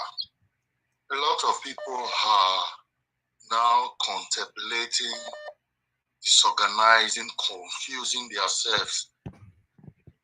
Lagos is the land of the great empire of the Benin. Right. Historical. You know why? We all are sleeping, dreaming, seeing revelation, visions, seeing yourself in the past and the future.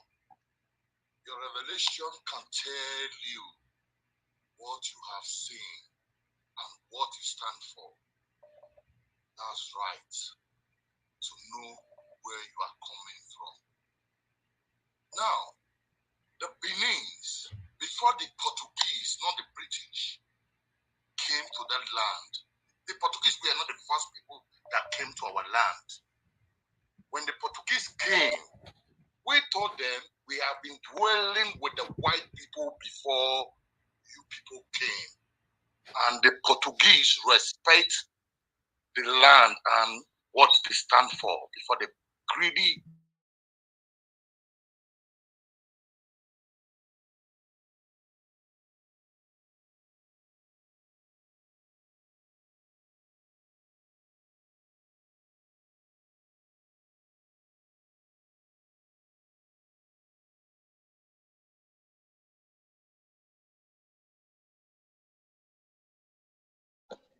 Can't hear again. The caller don't hook. Okay, hold on. Can you guys hear him? No, but No, we can hear you. him. We can't hear him. We can't hear him. But can you guys hear me? Yes, I can hear you, Nigeria. Okay, I can hear you. Go ahead. Go ahead. Let's see if they can hear you now. Okay. Speak louder. The history is deep beyond what they put on Google. Not Google. If you are looking for the Google to research, go to the Oba Palace, to the great kingdom of the Benin, and do your research.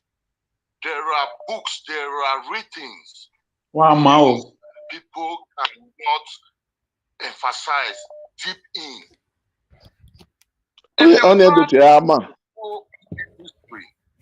Go to the Portuguese and ask them. They have archives in their diary, in their, I don't know what to put it. They will Thank tell you. what they don't stand for, who they are. We Edos, we are larger than what they think in this planet Earth we are living today. You cannot steal my glory. Never. That's what we stand for. We all remember, we don't oppress people. We are patient, but you can't push us to the wall. Enough is enough. If patience can never bring a good fruit to the society, this is the time for us to speak out. Enough is enough. We all are born warriors. Thank you, sir. Please round up. Thank you. Thank you. Let me hear from somebody. God bless you, sir. Thanks for calling in. Let me also hear from another caller here quickly. Hello, caller. Good evening to you. Your name and where you're calling us from. Good. I'm very happy that I'm speaking on the platform. You see, Thank some you. of Where are you us calling from? find Where are you calling ourselves from? What's your name, sir? Where are you calling from? my name is Pego. I'm calling from the UK. Thank you. And I'm from Lagos State. Oh, okay. Talk to us now. Get Lagos. I've been people.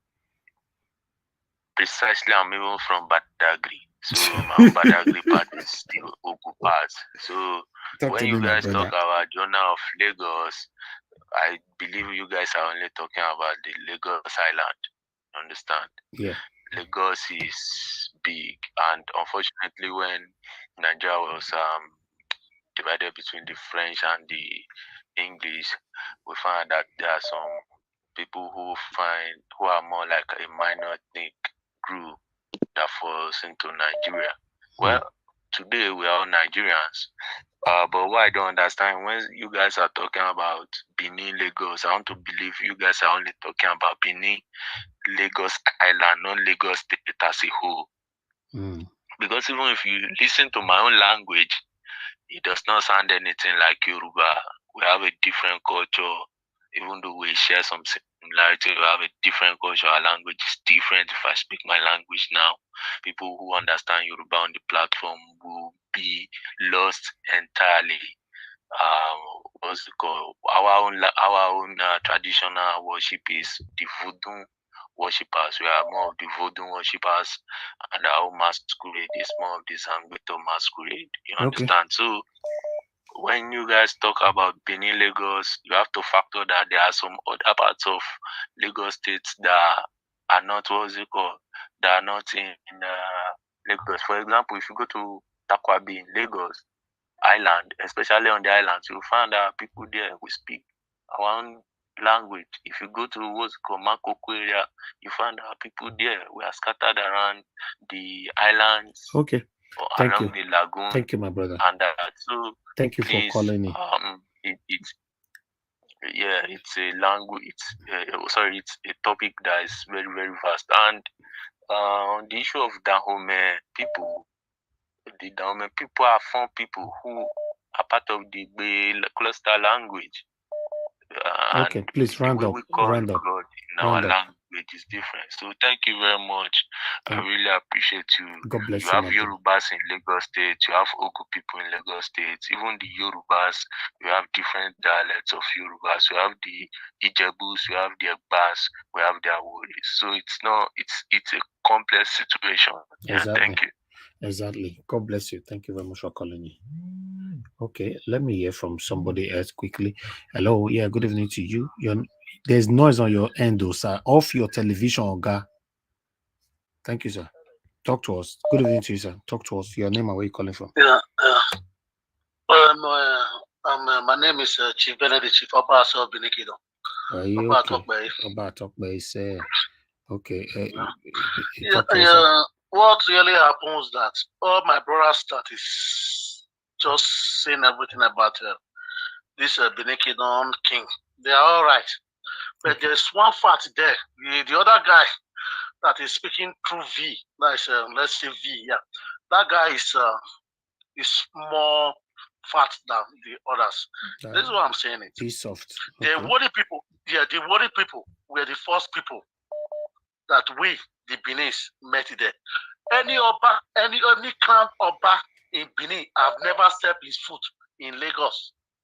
I just want to clear this thing. I'm Chief Obaseki Binikido. I called you before. I said I'm from the royal family. My mother is from Chifolia, Benin. I told you how this the king of Ikorodu was my mother's lineage. Was supposed to be the Zamani of the Benin Kingdom. The issue is that place, that Lagos was a camp. Generally, was a camp. It was a camp for the king to fight to conquer what to Dahomey. That is modern day Benin Republic. That was where they keep soldiers.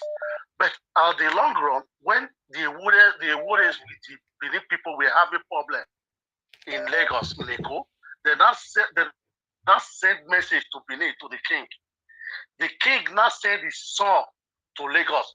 When the son got to Lagos, got to Eko, he found it difficult to go back after he have settled that issue. He now fall in love with the Ewore, one of the indigenous of the Ewore. The indigenous of Ewore was the first person that gave birth to the first king that was crowned king in Lagos. That's why our father came back from Benin to crown his son.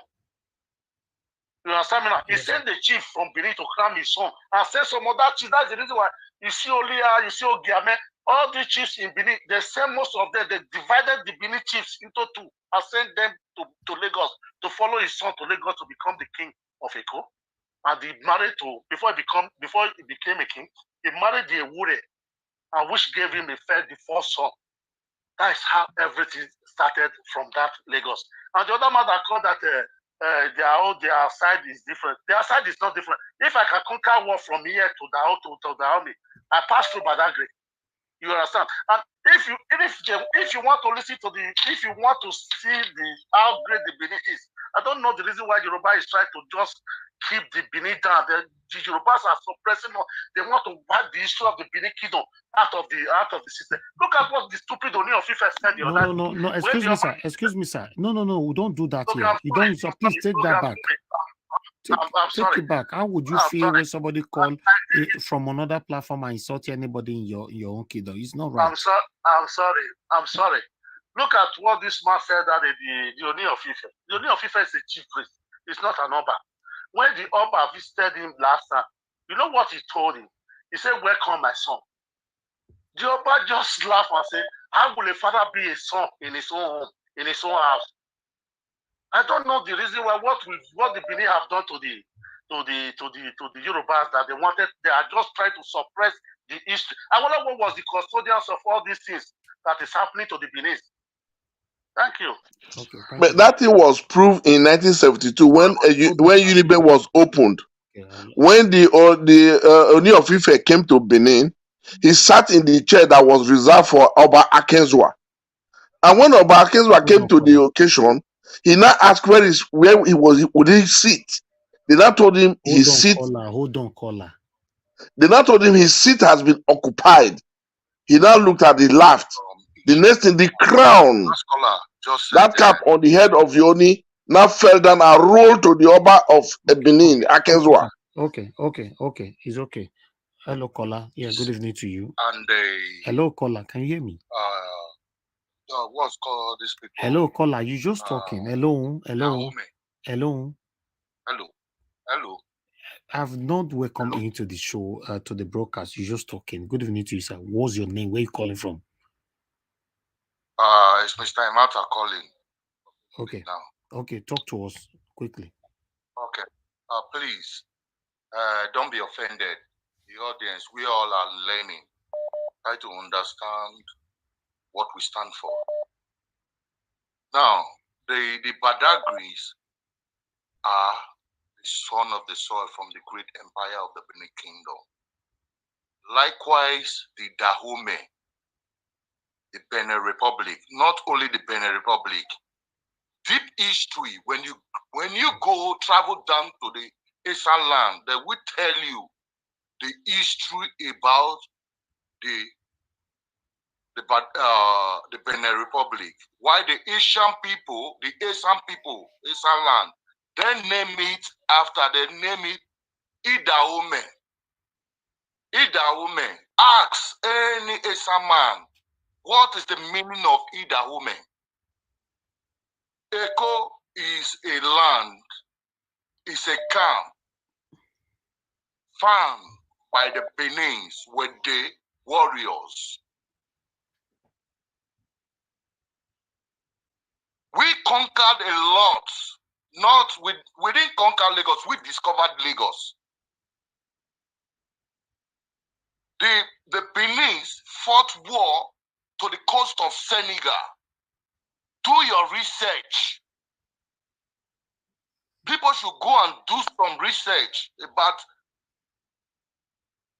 the war between the Benins and the Senegalese people, not the Ghanaians.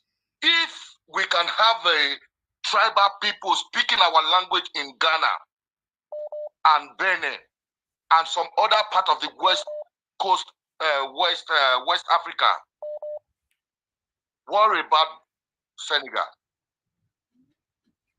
How? Down to the coast of Guinea. How?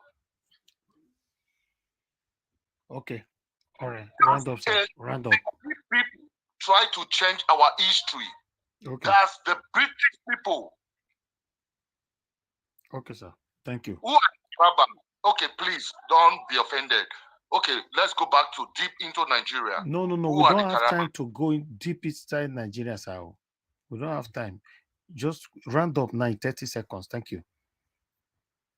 It's okay. It's okay. It's okay. Thank you, sir. Thank you. So sorry, we don't have enough time.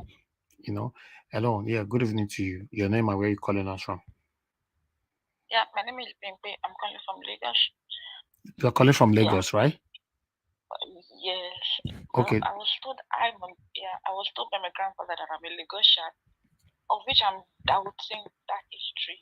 I'm beginning to trace my own roots to Ogun State, Abeokuta probably. So it's a complex state. See, when we're trying to get the history of Lagos or whatever, it's something that is complex. But then I will blame our politicians over the years and even our custodian of tradition, jiggers, that have allowed themselves to be used by godfathers. And it's very annoying that they took out history from our schools, right? So people don't even know what's going on. Everybody is confused. And that's why we're having this, because by now we should have outgrown this tribal, whatever. But I think it's because there's been a discussion of history here and there. We don't know where exactly everybody is confused. So it's a complex thing that I don't even like discussing, right? Because instead of looking for who owns Lagos, can we please focus more on how we can unite as Nigerians, irrespective of where we come from or who owns Lagos or who owns where?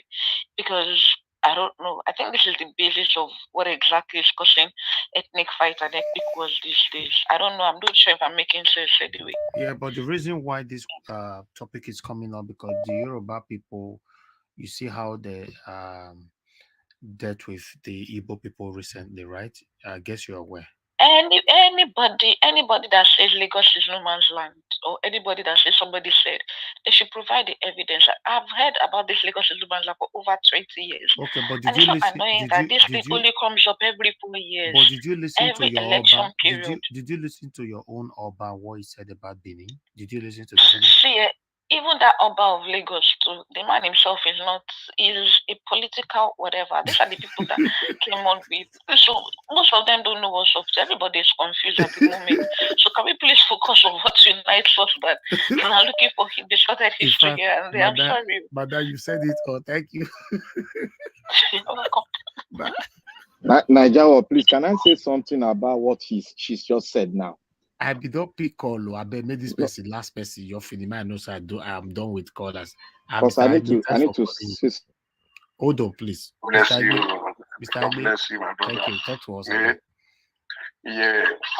You see, all the history speakers, I mean, all the people that have speak, Mr. Alex and every other brother that speak, little bit part of the history. They have tried. The one they understand about the history. But the question you just asked, is either yes or no.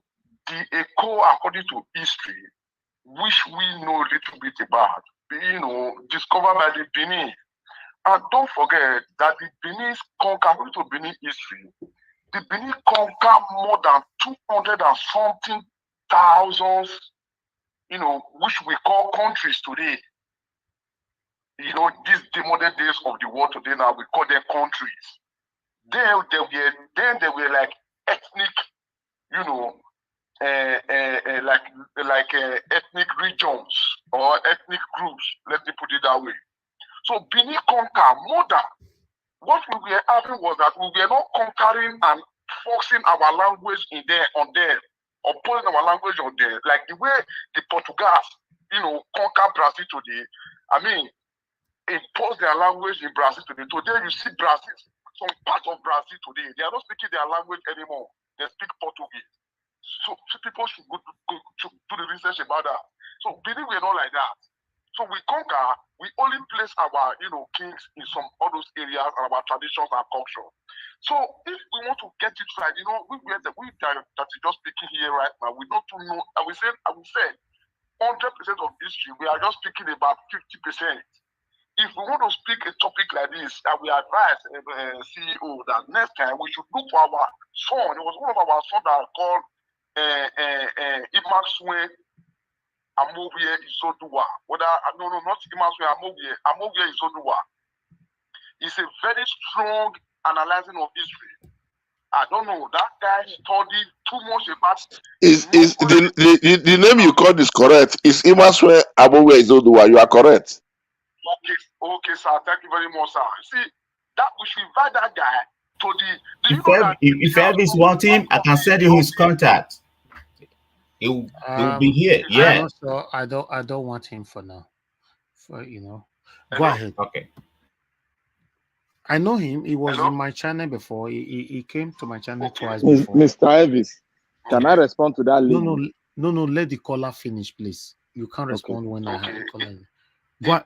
It's just an opinion anyway for we to with the people who know history, who study, who have who have A+ in history to reanalyze it. If that guy I follow him for.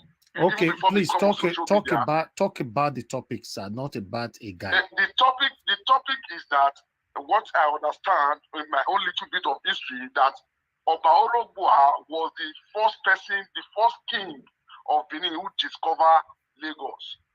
And Lagos was just like a trading point between the Benin king and the Portuguese.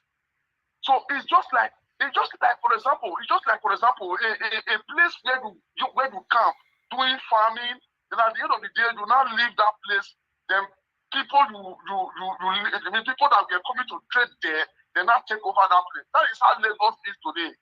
Lagos were discovered by the Benin king, and later he lived up because Benin after the gold transfer. You cannot be Oba. Our Oba is just like the queen of the head of the honey bee. If you want the honey bee, they always protect their queen. Okay. That is how the Benin is to our Oba. So Benin is the real owner of Lagos. When you talk of the people who first come to Lagos, who discovered that land and continuously doing business with that land is the Benin Empire. Thank you. That is my own. Those who see no more better can still come out and say about it. Thank you and God bless you, my brother. Thank you, Mr. Agbe. God bless you. Okay, somebody wanted to add something to it because I want to move on to the rightful person now. Yes, I wanted to add something to it. Quickly. You see the reason why we need to talk about the history of everybody. It is because we need to learn each other and respect each other. Look at the lady that called. He was saying his own family was traced to Ogun State. You see, she doesn't even know the history of where she come from. And now history is being told, and she's saying, one Nigeria. You got to know I wanted to say that too. Where you come from before you now proceed. You got to know your history so that we'll be able to respect each other as we go along, so that we have this mutual relationship whereby we cannot confuse the generation coming. Then they will not be scared. They will not be in an open field where they don't know where to go. We need to discuss this. It is very important for the generation coming. Okay. Please. All right. My people, let me quickly hear this video one more time. Between the Benin and the plus about the relationship between the Benin and the Eko people. Yes. The first Oba of Lagos is a male descendant of Oba of Benin and very close person to him. He's sending money mission here, and that's why we have a song. Ọmọkọ́mọkọ́ ni wa o, àwa kì í ṣọmọ àbí ìdànù. Òde ìbíní nàbí bàbá àwa sí, ọba ló bí síbẹ̀ kì í ṣàárẹ̀. Ẹ̀yin gbọ́, that's any at the installation of any Oba. That song is always there. And anybody wants to be a chief or anything, or Oba, at that Enowa, when we finish the ceremony, we do like this. That thing we are doing, they are saluting the Oba of Benin. All right. Let's take a 1 minute break quickly, then I'll join you guys soon. Thank you.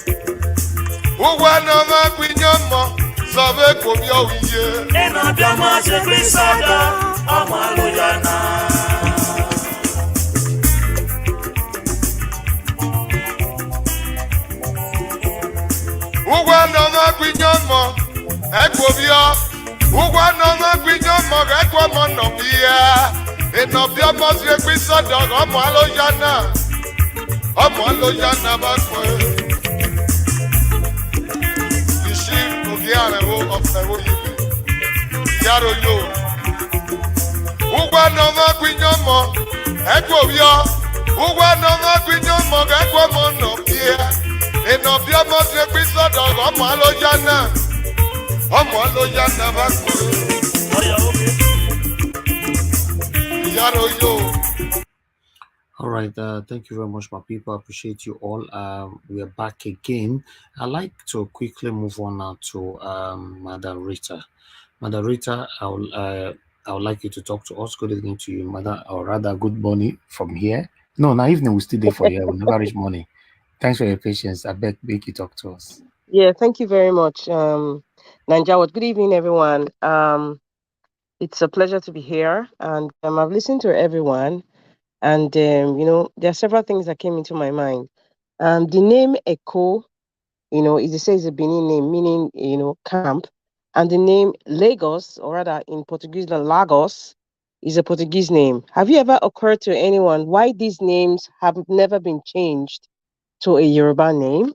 Has anyone ever even thought of it? Those of you who are even their worries, have you ever thought of why, these names, these significant big names, hasn't been changed? It hasn't been changed because I believe politics is part of it.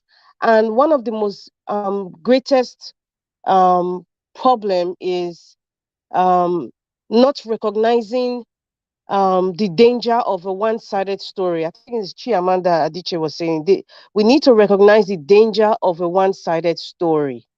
And the truth is that many people, your grandparents or great-grandparents, possibly didn't even have access to the real truth of where they came from. And from generations to generations, whatever your grandparents, your great grandparents, or even your parents told you, that's what you believed. That's what you believed until you do your research, your own person, you dedicate your time, do your research and know where you came from. Fast forward, present day, we have access to the internet. We have access to many programs talking about technology now. Let me use the word technology, where, for example, 23andMe or the history, where you can just your DNA, it can tell you where you came from, your possibly ethnic group and all that. I mean, that's how a lot of Americans or people in the diaspora, specifically the Black Americans, even some white Americans, know where their history came from. So that's the good part, that present day we have access to the technology that can do a lot of tracing, a lot of facts and figures are laid out. Now, because there's a lot of politics and because of some, I would say, hidden facts, which some people choose not to bring out or allow to be researched because of the truth that might come out. I don't know why it's so difficult. With all due respect to the Yoruba people, in fact, the word Yoruba, I don't.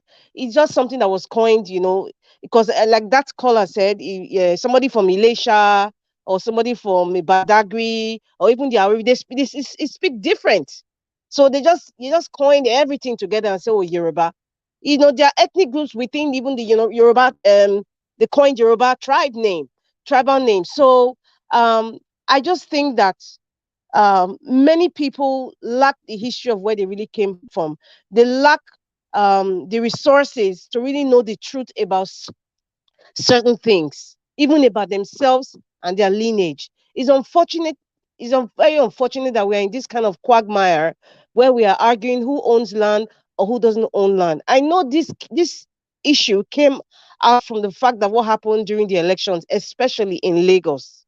Especially, and by the way, that's no Lagos is a no man's land. It was coined by Jakande, the former Lagos, one of the greatest Lagos state governors. So it's not like it's a word that was loosely said. It was spoken and said by former Lagos state governor Jakande, and that was born out of something that happened. Go and do your history, read your history. Google is your friend, they say, but really and truly, Google is not really your friend because it could actually falsify information and give wrong facts.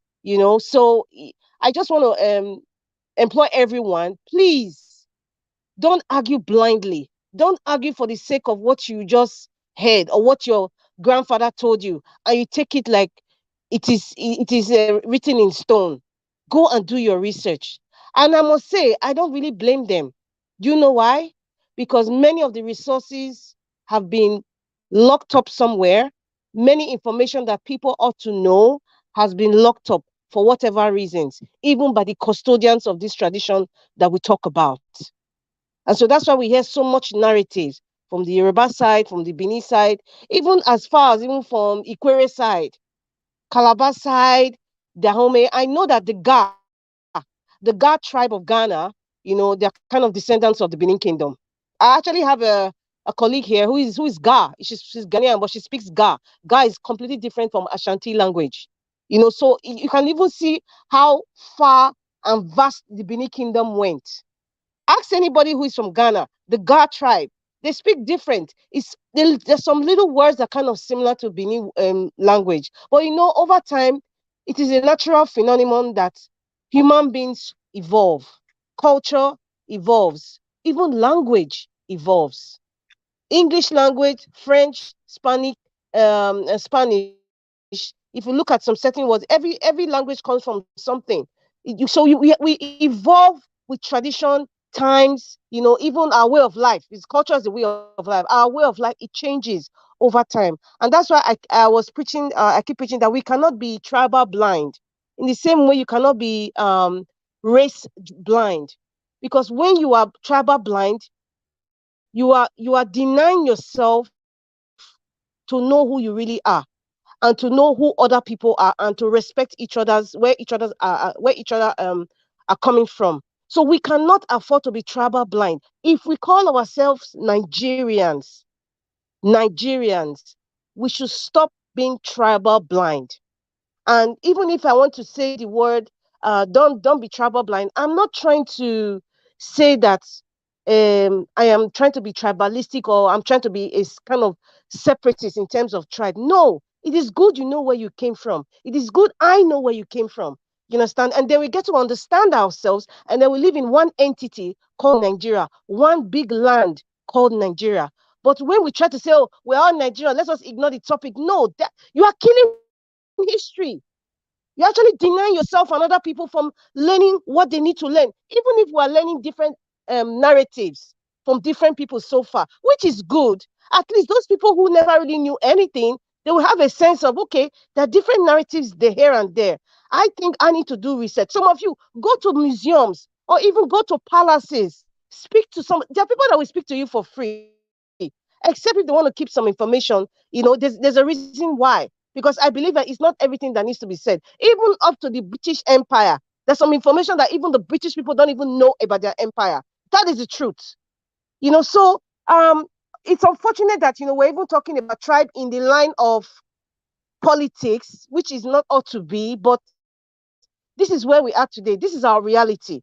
And I know, Naja, what you brought this topic just for us to be enlightened, just for us to be educated, and just for us to know ourselves better. You understand? It's not like you're trying to be negative or saying who owns Exactly. We Lagos are not trying or to be who doesn't own negative, just Lagos. to No, learn. we ought Yes. to be enlightened, including the Yeah. Benin people, including the Yoruba people. I think Yoruba people have many Yoruba people that I have experienced. I'm not, sure I'm not all. There's this thing of not wanting to know the truth. So they just block your conversation when you just mention, oh, we own Lagos, we own this, we own that. No, don't block it. Nobody's dragging anything with you. All this charade that's been going on.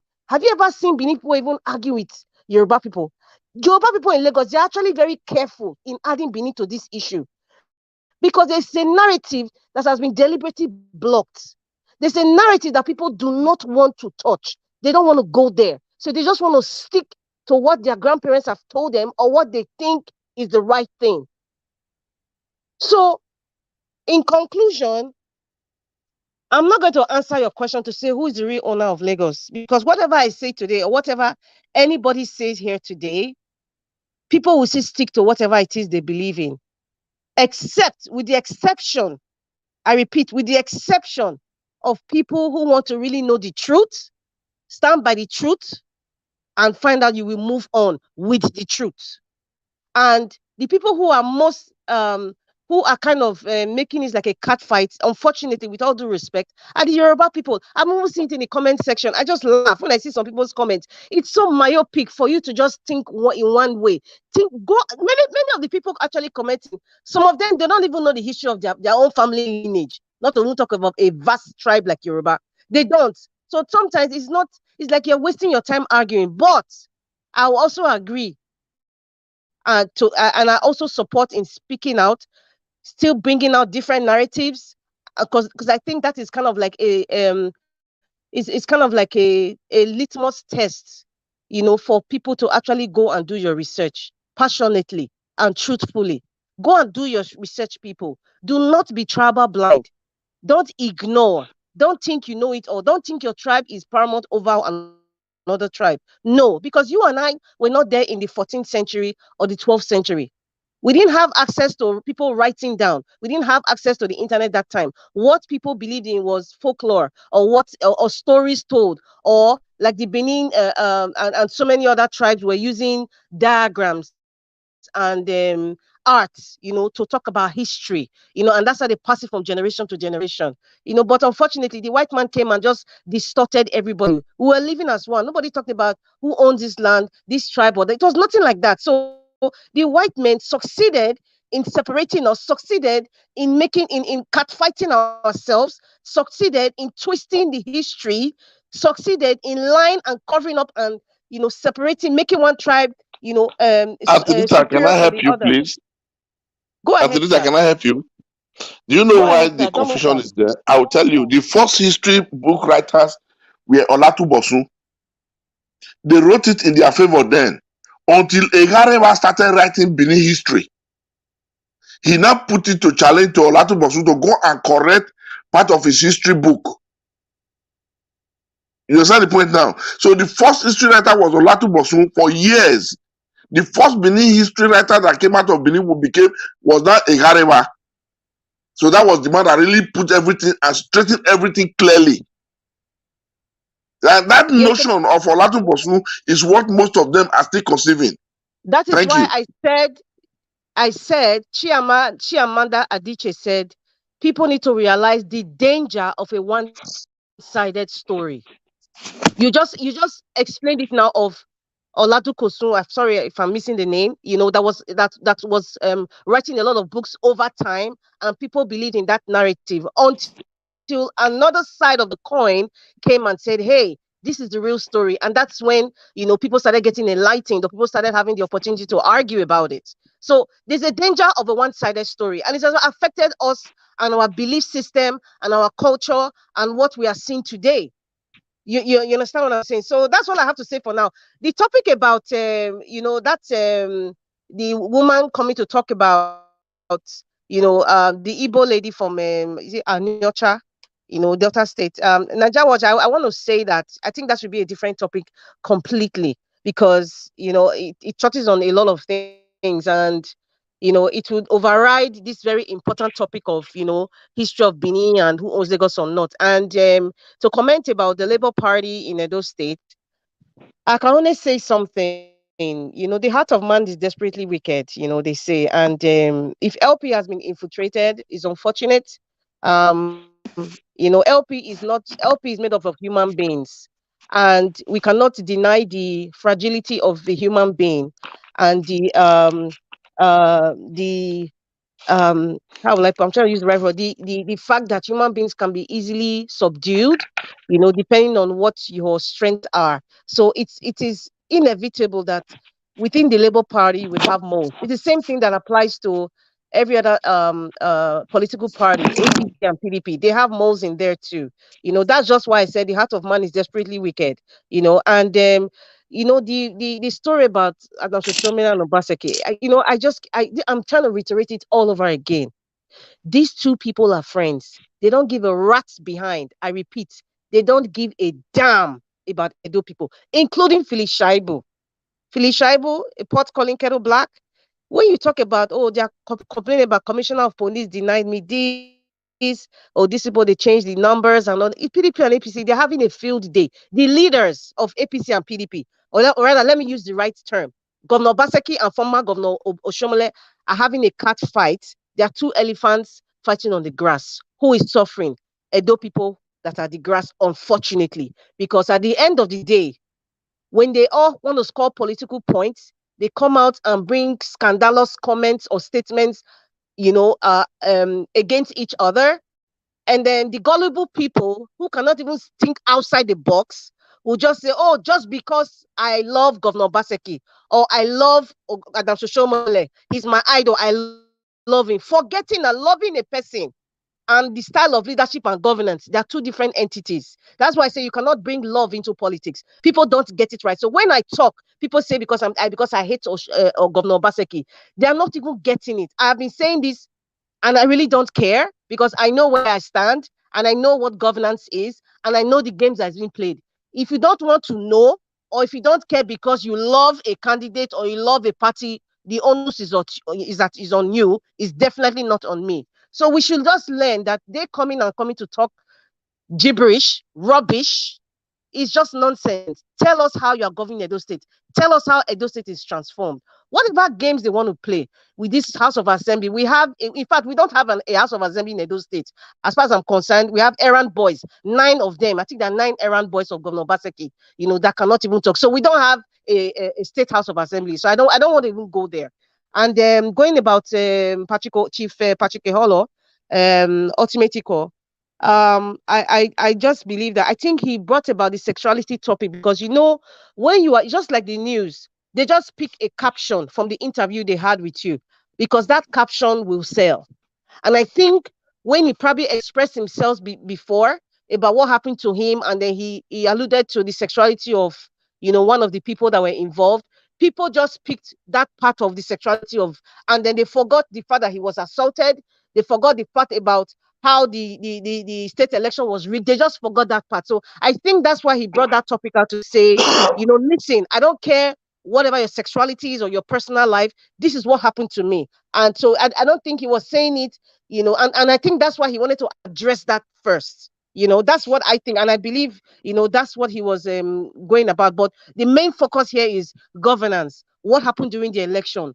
What kind of elections did we have? It was a charade. It was a shady. It was a sham.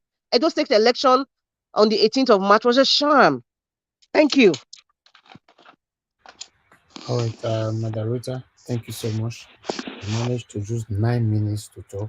Thank you.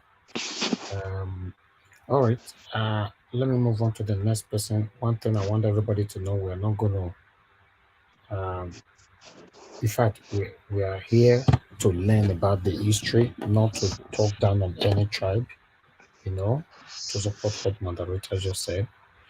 Thank you. Okay, let me quickly hear from, I have Felix. Felix, thanks for joining us. Please talk to us. Felix, you don't sleep. Okay, Felix is not available with us right now. Let me move on to Busy Brains. Busy Brains, are you still with us? Good evening to you.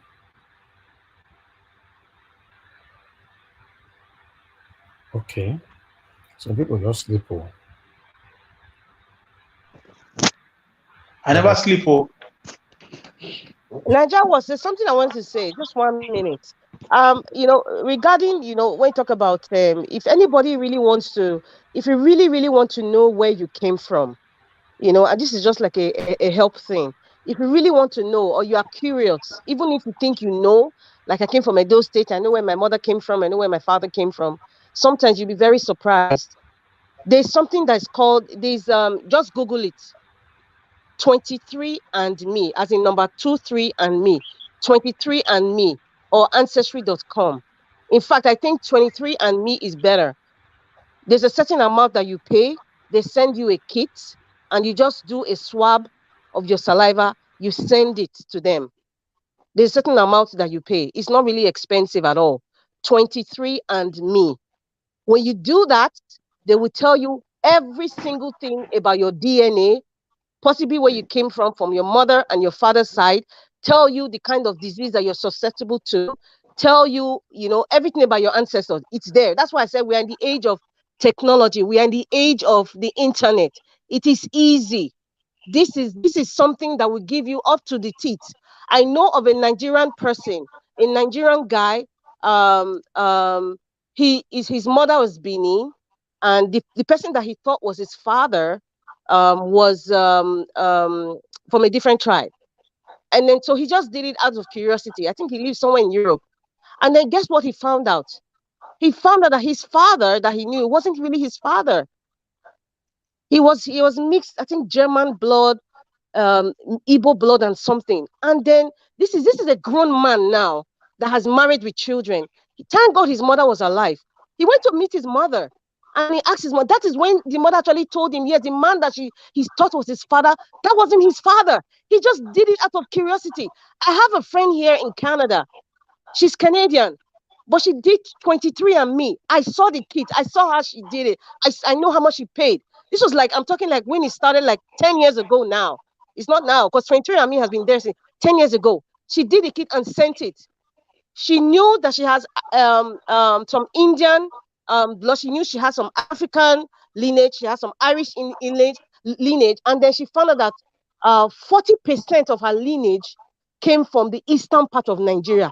Igbo tribe. In fact, when I saw the record, I'm like, oh my God, all the way down to the particular state in the eastern part of Nigeria. And that's where she goes to Nigeria. Everything about her right now, it actually transformed her.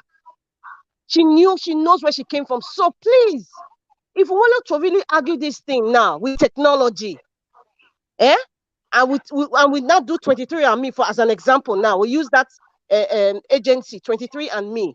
We will find out that most of you who are even shouting Yoruba, you will find out that you're actually a Benin person, or you will find out you're actually from Calabar. You're not even Yoruba. So please, let us not use this as a divisive method, just because of politics. Like I said, some people chose to remain in the box. It is not my responsibility. All I have to do is tell you, if you want to insult me or deny me, I want to be in the box, the onus is on you. Go and do your research about your lineage. Thank you. And the solution I gave is go to 23andMe, 23andMe. Google it. You will find out the details you want to find. Thank you. Thank you, moderator. Thank you. Yeah, Najawash, can I have 1 minute, please? Okay, quickly. There are 3 branches of history. One is oral tradition, which is I'm trying to go somewhere, please, which is the art of keeping history by storytelling from generation to generation. 2 is written record, the art of writing down things to preserve history from generation to generation. 3 is archaeology, the art of burying objects in a particular land to excavate those objects and tell the story about that place. So all this history we're talking about has been passed from generation to generation, especially by the chiefs in council and the obas. So the greatest source of solution to this cacophony or historical olabalu about Lagos and the Igbos or whatever who truly owns Lagos is the palace of the Oba of Benin. They are the greatest storytellers. That was the only technology available then, storytelling. That's it for me. And you combine it with what the Portuguese saw. At least we don't like the Western people, but they have something good in them. They are very good in preserving history. The black and white pictures, the drawings that they took in the ancient Benin Kingdom in the 13th and 14th centuries are still in Lisbon the way it was. They are there. All right. So for me, we should do that research. Thank you. Thank you. Let me hear from Elvis, I want to leave you, please. Okay. Okay. So the only thing I see is that there's what with the Benin they call armor, mark. That armor, now we are losing it in Benin gradually. People read it when they see it on the wall. You see, that's the way Benin write their language. It's not really the Edo language, no. They call it armor. There inside the palace, people that know how to read it. That's how everything you see inside the palace, they have a way they draw it. So those people that read that sign, really they come there, they'll tell you this is what it means, this is the year, this is the day, this is how it happens, how what happened. It's still there. But now the Beninese are worried now that few people that know how to read that thing now, people that know how to read, there are very few now. So that is just one thing. Like Auntie was trying to say just now. It's like when somebody tell a How they going Ghanaian, to teach us? How they going to teach us how to read it? my brother, will you be in Benin now to go and start learning that thing? They are losing the Benin. Even the palace is worried. The palace is worried. I have to tell you the truth. That they Bros, are do you know losing why? it now. Do you know why? Because we've not had a governor or a set of leaders that understand the value of identity. We have people who know how to steal money, who know how to invite Fulani to rape women. They don't care because they didn't go to school. They don't know the meaning of development. And it comes from education. It's very important. No Alex is passion, right. nothing. That Alex is is it. very right. Okay. Very, very Please, right. They let me failed move us. on to other people here. Alex, we see Governor of Edo say you pick Ilamo. Okay. Victor, now you have been one call, so use your 5 minutes, I bet. 5 minutes, I'll be 10 minutes. No, you don't feel laugh for inside. Why you don't laugh use me 5 now? minutes to Why you laugh. laughing at me? What did I do? Alex won't kill us here. Yesterday, I hear your grandma. Don't worry. Happy birthday to you anyway. Belated birthday. Yeah, thank you. Where's And it? Mr. Najawash, you say you go hide your face. I see your face yesterday. You say waiting. I see your face too. Okay. Najawash give 5 minutes. Don't laugh with 2 minutes already. You say now after Obi get to power, now you go show your face. Thank God say you forget. You see, Nigeria, they always forget. You see now, you are part of the people that always forget. Abby. This guy, you be case, I swear. Go ahead. I get to na history for hand now, so I dey hold am so that I go use them. I don't open one for Mr. Najawash now. Don't worry, you go make another mistake. Thank you, everybody. If you want, Victor, if you want to see my face properly, go to my Instagram. I know they hide my face. So. But we tell you to come out that glass. You agree? No, my you glass. argue, tire. That is my appearance on my media. Yeah, your glass is customized. But if you go to my Instagram, you see recent pictures I take. My face is opened. Yeah, but you made a conventional statement here, very concrete statement that held you down. That one is different. That's what I'm saying. You know, removing my glass in so period of time, that's a different thing. But it doesn't mean you're hiding your face. I know. My Instagram is not even on private, it's on public. You know what that means? I have correct man for that 30,000 followers there. What? Correct man for the video. You need kiss somebody for that video. Okay. All right, your minutes don't finish. Your 5 I'm telling you, don't finish. Now that one move to the next person. You want to take my right? I will fight for my right too. I beg. Okay, go ahead. Sister Rita, you have spoken excellently well. Epa, you continue to live for us.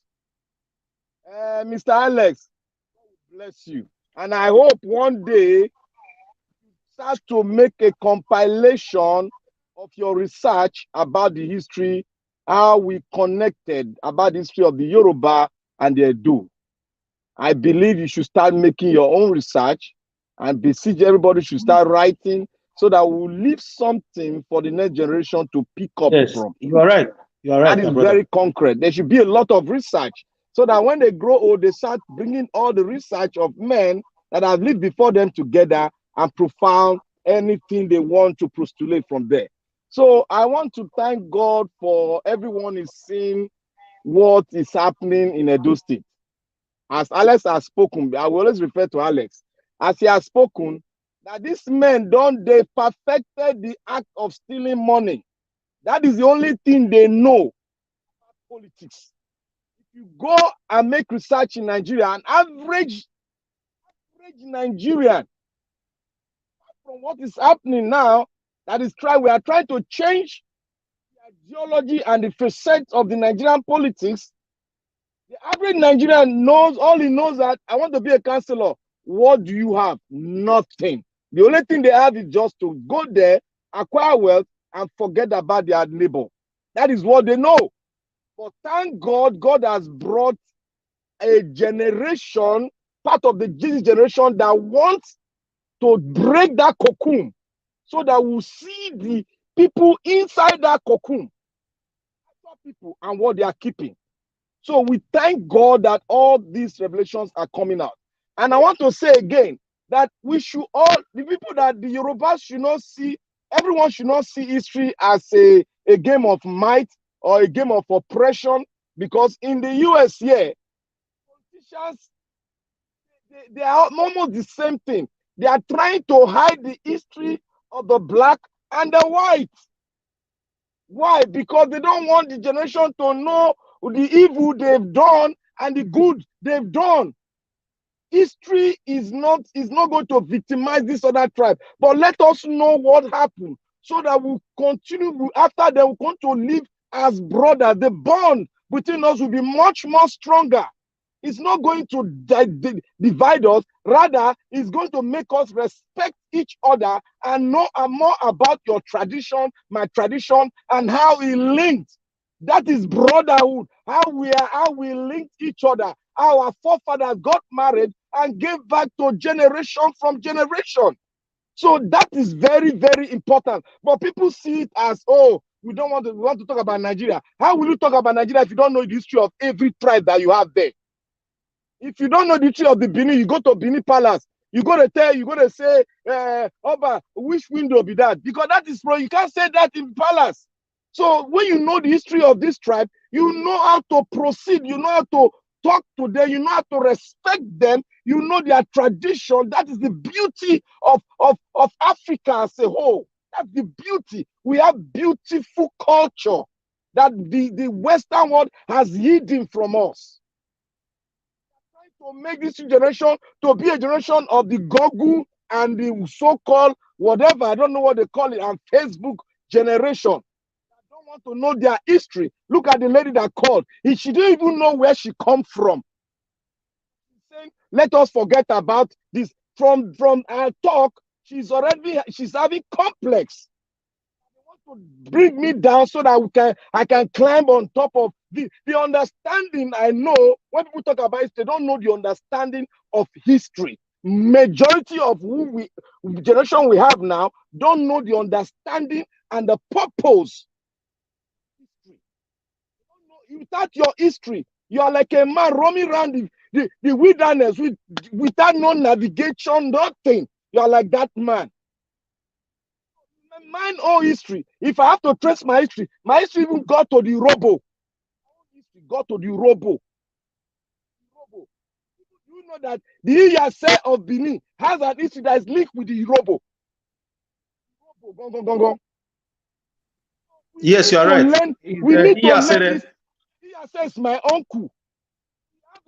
My own grandmother is his own senior sister. See the link? We have a lot of linkage that we need to know, and that is why most generation especially what we're having in the Yoruba, why is happening is because they don't know the history. If you don't know history of the Igbo, how are you going to respect them? The only thing you know about the Igbo is they are 419, they are this, they are that. That is the only thing majority know about the Igbo. In-depth analysis about the history, how the Igbo came, from where, they don't know. So my brothers and sisters, I want all of us that really know the in-depth, that have really started the collation of the history to really sit down and start writing so that we can have enough online to dispute the facts that have been propagated by other Western world to our children that are growing up today. Mr. Najao, thank you for bringing up this history. We need to let these people know about history. That is what the politicians, they hid. And thank God I knew about that. That's why I can be able to respect the Yoruba man, respect the Igbo man, respect the Robo man very well. I love them because I know about their history. Their history is so fascinating. You will love it. It's beautiful. They don't want this generation to. That's why they stop history. And thank God they brought it back because they've already adulterated it. With that, if you know about history, you can, from there, they will go on to research more. That will give them the appetite to research more on the history. No matter how they adulterate it, but it will give them more hunger to research on their history. I believe every one of us should try as much as possible to teach your children, history about where they come from. It is very important for a black man, black race. It is very important because we were scattered by the amalgamation of this European world. They had a meeting. We were scattered. Many of us don't know where we come from, but we only know the name, but we don't know our history, where our fathers came from. We need to do that, brothers. We need to do it. And Mr. Alex, please start to compile what you have inside of you. Bring it out with passion so that you can have it. Then you send it online and let professors and other people edit it. My bros, my brother, let me your heart to what you are saying. For you to know how important it is, like Mother Brita said, Americans are not tracing their roots. Wesley Snipes traced his roots to eastern part of Nigeria, Igbo one time. Prince Harry's wife. Wait, now you wait. Prince Harry's wife traced her roots, some of her roots to this country, Nigeria. Okay. Jaton Weather he traced his roots to Benin. These are Americans. Even Ronaldinho, I'm hearing he's a Benin man. Osaigbovo Ronaldinho of Brazil. Brazilians have Yoruba tribe in there and Benin tribes. They have all those deities there in Brazil. Yeah, it's true. Ronaldinho Osaigbovo is his real name. Go and check. Let me tell you where history was bounded first. Mother Brita is very right. We have to teach history. It's very important. Alice, where history was bounded first was in Jamaica. Do you know why? The black Jamaicans are either the Igbos of Nigeria or the Ashantis of Ghana. So when they were not teaching them in school, they became very aggressive to other African race, that is the black Jamaicans. So until they not told them in school that the real people that showed you as a black Jamaican, you know your root. You are either an Igbo of Nigeria or the Ashantis of Ghana. That is why even till tomorrow, the black Jamaicans, they don't play with Nigerians, they don't play with the Igbos, and with the Ghanaians. Yes, so they now abolish most of their history from their school. You are very right. I think that school of thought is wrong because I have Jamaican friends. Madam. No, now, I met a lot of Jamaicans. They spoke about about this issue. Yes, yeah. Listen now. So at the end, that thing, let me tell you, the people that propagated the stopping of history in Nigeria were the Fulanis. Because it was becoming too clear that the Fulanis, they were sojourners to Nigeria. They were working with they were working with the British who were giving them instructions. So they were now getting to understand that Nigerians will soon know that they are never Nigerians. They are trying to hide it that they are no more in population than the other people as they claim. The British helped them in doing that manipulation. So this is why they are hiding the history. The real people that were Nigerian were the Hausas. So if you see, gradually they now change their name to Fulani Hausa. Yes. They now change their name to Fulani Hausa. They are from Niger. They are Nigerian. So there's a lot of game that they have played. A lot of game. But God will expose them anyway. Okay, continue. Let's allow this to continue his time. Thank you, my brother. Thank you. You will live, Mr. Remember what I told you earlier. God bless you. You remember what I told you guys earlier? Even though the white people are very crazy people, they still keep the truth. Exactly. That. They only have two documents of Nigeria: the Northern Kingdom and the Southern Kingdom. And they used to have the Bight of Benin. Down to the Gulf of Guinea. That document, 1 million years, nobody's going to be able to change it. That's why the Biafra people are having it difficult. And they don't know. It's the simple fact. Okay. Thank you, sir. Let me hear from others. I have about 1 or 2 persons here. Can you hear me? Thank you. Okay, I can see Rita Samugana. Can you hear me? Good evening. Yeah. Good evening, Mr. Niger Watch. This is the flashback. This is the flashback. Oh, flashback. Oh, okay. Yeah, right. my first time speaking here. First time you come into the panel. Yes. Oh, wonderful. Good evening, the panelists.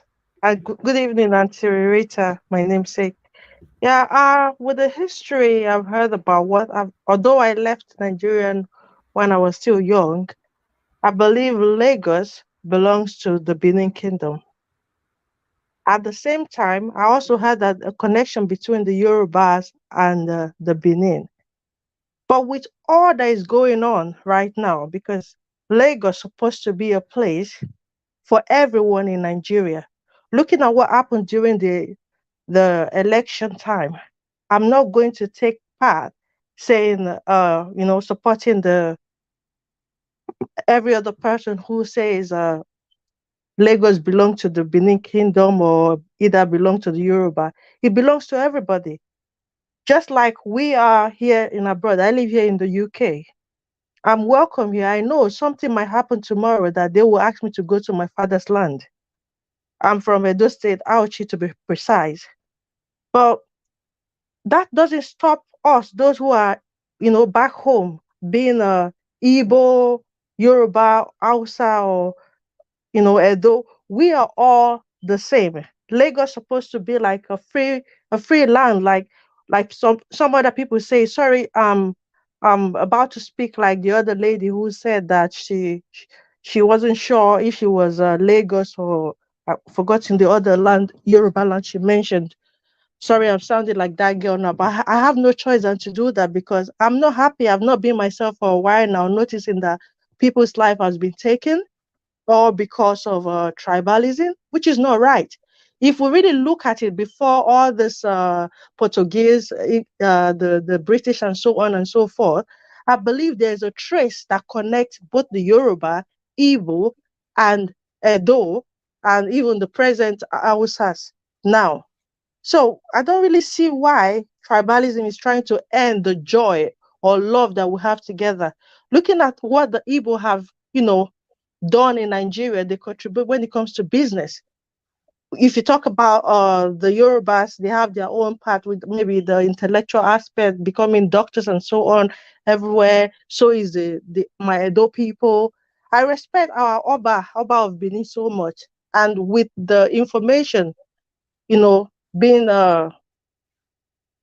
brought forward, or what the Oba of, the King of Lagos said, that already ironed out everything. The land belongs to Benin generally, but a father or a mother cannot say, because this is my stepchild, this doesn't belong to me. As long as you've been taking care of that child for years, you have to accept that child as your own, no matter what. Even if your own blood child says, oh, this is not my brother, you will tell that child, come on, stop that. That's your brother. As long as you are the same. It doesn't mean that we have to be of the same blood before we become a family. This is all I have to say about that Lagos issue. But when it comes to the Benin Labour Party member, I know no one is perfect. Among the good, there's always a Judas among them. So even if some of us think, oh, we belong to Labour because of PeterObi, who knows Labour before? Because of PeterObi, we all into Labour. I'm not that good in politics, but PeterObi pushed me to this. I mean, not pushing me, sorry, made me come into this. I love to listen to you guys. Since the first day I came across your video online, I became so interested. I subscribed immediately. I like the way you give everybody free chance to speak and, everybody expressing themselves. Those of us who have nothing or no knowledge about politics before, now we're beginning to learn more. So is the Thank you. culture as well. But the truth of the matter is PeterObi changed a lot of people's mindsets when it comes to Yes, sir. politics. You're Yeah. right, sir. Yeah, Yeah. that's what I'm trying to say. Because even when it comes to politics, I only knew about, the old SDP, NRC, because my mom was into SDP in time of Oyegun. I once lived in Benin before I traveled out of the country. So those are the only people I know. I don't know about the other ones. But PeterObi now bringing out labor, making the world know what is right and what is wrong, make me now believe that, yes, there's a better Nigeria, there's truth in the, like politics do have truth somehow, even if it's been hidden for years. And also looking into that, like I was saying about the Labour Party in Benin, the people, I don't know if I'm wrong, please correct me if I'm wrong, if the guy there, his vote was being stolen, or I don't know what happened. But all I'm trying to say still is that amongst the good people, there's always a Judas. That's what I can remember. Sorry, I've been sleeping since you guys are talking. And if you talk about the people like Obaseki, Philip Shaibu, and Oshiomhole, I would say those three people, they're not different because Philip Shaibu is related to me. That we kind of related. So with all I've had, when I had it was like taking that position, I was so happy. Oh, one of my people going to do this. Oh, Isako will be great. Not like the way we see it before, because looking at Benin is more classic, well organized than Isako. There, I understand that Benin is the main city. The road was bad before Obaseki did that road that led to Auchi to Benin, because I'm from Jetu to be precise. But when I heard about Philip Shaibu coming into position, I thought, oh, he would do better. But all I've heard about him is rubbish. I don't even want my mom to call him. I don't want to hear about him. Even if I see anyone trying to vote him into position now, I will say no. So yeah, I think that's what I can remember to discuss about. Thank you for giving me the opportunity to Thank you speak so much tonight. for I really coming appreciate in. it. No, I Thank you. appreciate you even more for coming here because we all are Thank you. here learning from each other, especially on this part of history. Even me myself, you see, I'm just calm listening to everyone. I really want to know more. We are not here to discriminate or talk down on any tribe. We are here to learn and to have the awareness on the history of, especially the Bini and the Yoruba. Thank you very much for coming in. God bless you. Thank you very much, sir. God bless you. All right. Okay, let's hear from Pigo. Pigo, thanks for joining us. Who is behind the name Pigo? I'm the one. I'm the one. Thank you for giving me the time. Yeah, good evening to you. Yeah, Please, I'm where are you joining from. us from? I'm based in the UK. Okay, talk to us, sir. Go ahead. If you look at Lagos itself, or Nigeria itself, or Southwest itself, Southwest has two major ethnic groups. You have the Yorubas, who are the major ethnic groups, and you have the Ogu people, who are the minor ethnic group. The Ogu people are in what's it called, Ogun State, and predominantly in Badagry and across the lagoon areas. When you have towns like Ajara, Aja, these are the people you find in what's it called, on the islands, who sell fishes and crabs for you, because predominantly most of our people are, would I say, seafarers. They are into fishing. It's only when you come into the hinterlands in Lagos, in Ogun State area, you find some of our people who are farmers. And majorly, you find us in Republic of Benin, Togo, Ghana, the Ewe people, the Fon people, the Gun people, and also the Plakpla people. But one thing is this: in any civilization, whichever tribe or whichever ethnic group has the major population tends to what's it called, control the narrative. Now, when you talk about Lagos, if I tell you that whenever in the old times when the Lagos kings were having tussle, most of them come to Badagry for refuge amongst our people. And most times what I would normally hear is tribe between what's it called, this what's it called, historical fights between the Yorubas and the what's it called, and the Benis. Me, I've never had the historical fights between the Ogun people or the Igbe people and the Benis. The only people who are in Ghana that traced their this thing to Benin are the Ga people. The Ga people are also different from the Ewe. Like in every society in Africa, sorry, in sub-Saharan Africa, there will be different tribes. But one thing that is common to what's it called, the maybe when you hear names like there's this girl that is on, I think, channels, Maokwe Ogun. Those are those names: Maokwe, Maokwe Go, Maosi, Senanyo. Even when I start speaking my language now, you say that it's totally different from what's it called, Yoruba. But somebody from Republic of Benin will understand me. Somebody from Togo will understand me. Another person that understand the language in what's it called in Ghana, we understand. So these are just the different things. Maybe in the very, very old times, there could have been extension, fine. But also, what I'm just trying to say is there's also what's it called diversity and what's it called metamorphosis that might have happened. But historically, my people and the Yorubas has always had fights before. Even what we read was the Oyo Empire was, we were more or less like subjects to the Oyo Empire before our people fought and gained freedom.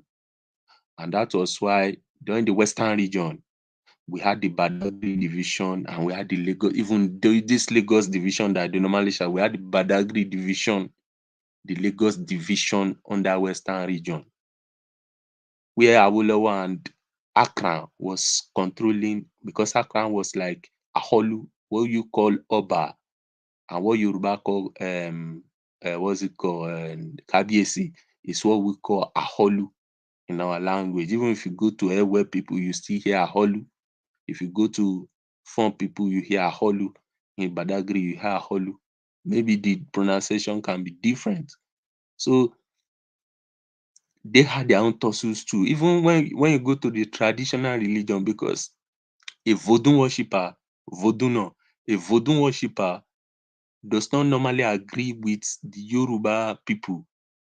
It also transcends into the what's it called, the traditional religion too. I grew up knowing my grandfathers that whenever they are having their own Vodun festival, all their kinsmen from Republic of Benin, from Togo, from Ghana, we all come to Badagry. Even during the coronation of the Aholus, what the Yoruba would call Kabiesi or Obas, all our people still come from Republic of Benin, Ghana, Togo to come and commemorate or see the coronation.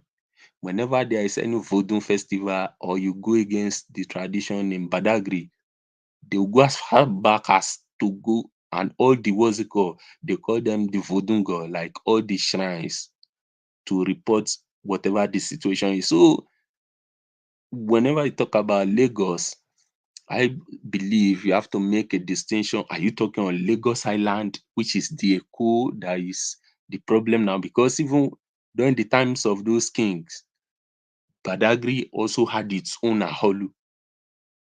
So, but in this case, because the Yorubas are the major ethnic groups, even the word Yoruba is a new word.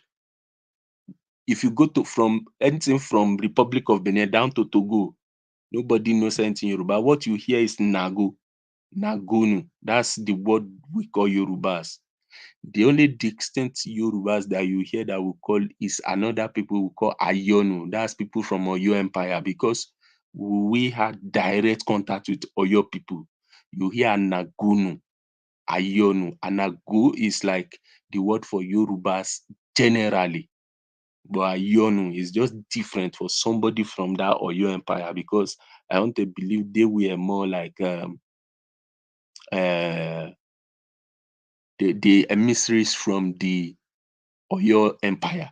So that's why they have a distinct name. So whenever the issue of Lagos comes in, where somebody like me will be tense is, you cannot call everybody in Lagos State Yoruba. No, you cannot see us from the same angle. You have to know that there are other ethnic groups, even though due to amalgamation and division of states, we find ourselves as a minor ethnic group in Lagos, and at the same time, like as a minor ethnic group in Ogun State, we are distinct. And even unfortunately, some of us still face discrimination. This discrimination you are complaining about, some of us still face discrimination from our, what's it called, Yoruba brothers. So these are the things about Nigeria. When everybody, okay, for example, during the last conference, conference, our people were fighting the Southwest that at least let us have one slot from the number of people that will go from the Southwest. They did not accept. Maybe part of the problem was maybe from what we heard historically, there was fight between the Akran then of Badagry and Awolowo. Maybe some of them are still carrying that grudge till now. Who knows? Maybe it was part of the spiritual tussle between the Vodun worshippers and their own uh, fraternity. Maybe, who knows? It could also be the tussle between. There are different historical things. Even on that Lagos Island, there is a Hungbo quarters in that Lagos Island. And Hungbo has nothing. Hungbo is more like a Vodun name. So there are many distinct things about that Lagos state that if we start going into it, people that will shut up will shut up. People that would talk about the history itself will talk, and there will be some history you even want to say by what's it called, by precedence of tradition. They will just tell you not to say it. So that's why for somebody like me, when I talk about Lagos, I'll just look and what's it called? The ones I know that I feel I can expose, I will expose. The one I'll just keep it. So it's complicated. The discrimination you guys talk about from the Yorubas, if you hear from what we also face, it's not as if it's just because maybe the larger Nigeria see it from your own paradigm. We also see it from, okay, there was a case. Oil was discovered in a part of Ogun State. This Ogun, what's it called, settlement is pure Ogun settlement. But do you know what happened? They forced those people to rewrite their history that they are Yorubas. But if you ask them anything about it, they don't know. They speak our own language. So what normally happens if a civilization has a major population, what they try to do as much as possible is to assimilate the minor ethnic groups. But unfortunately, because maybe Nigeria as it is, people don't have a voice. But thank God for the internet now. Everybody will come out and speak his or her own, what's it called, part of the history. These things will be coming into limelight. I even bet that how many people in Nigeria even know that we exist as a people in that Lagos state. If you take a population, if you take a census on the group now, I'm betting that maybe 90% does not know even that in the Southwest itself, you have Ogun people who are not even related historically to Yoruba, because we are always at loggerhead with the Yorubas. The Army has always fought wars with the Oyo Empire.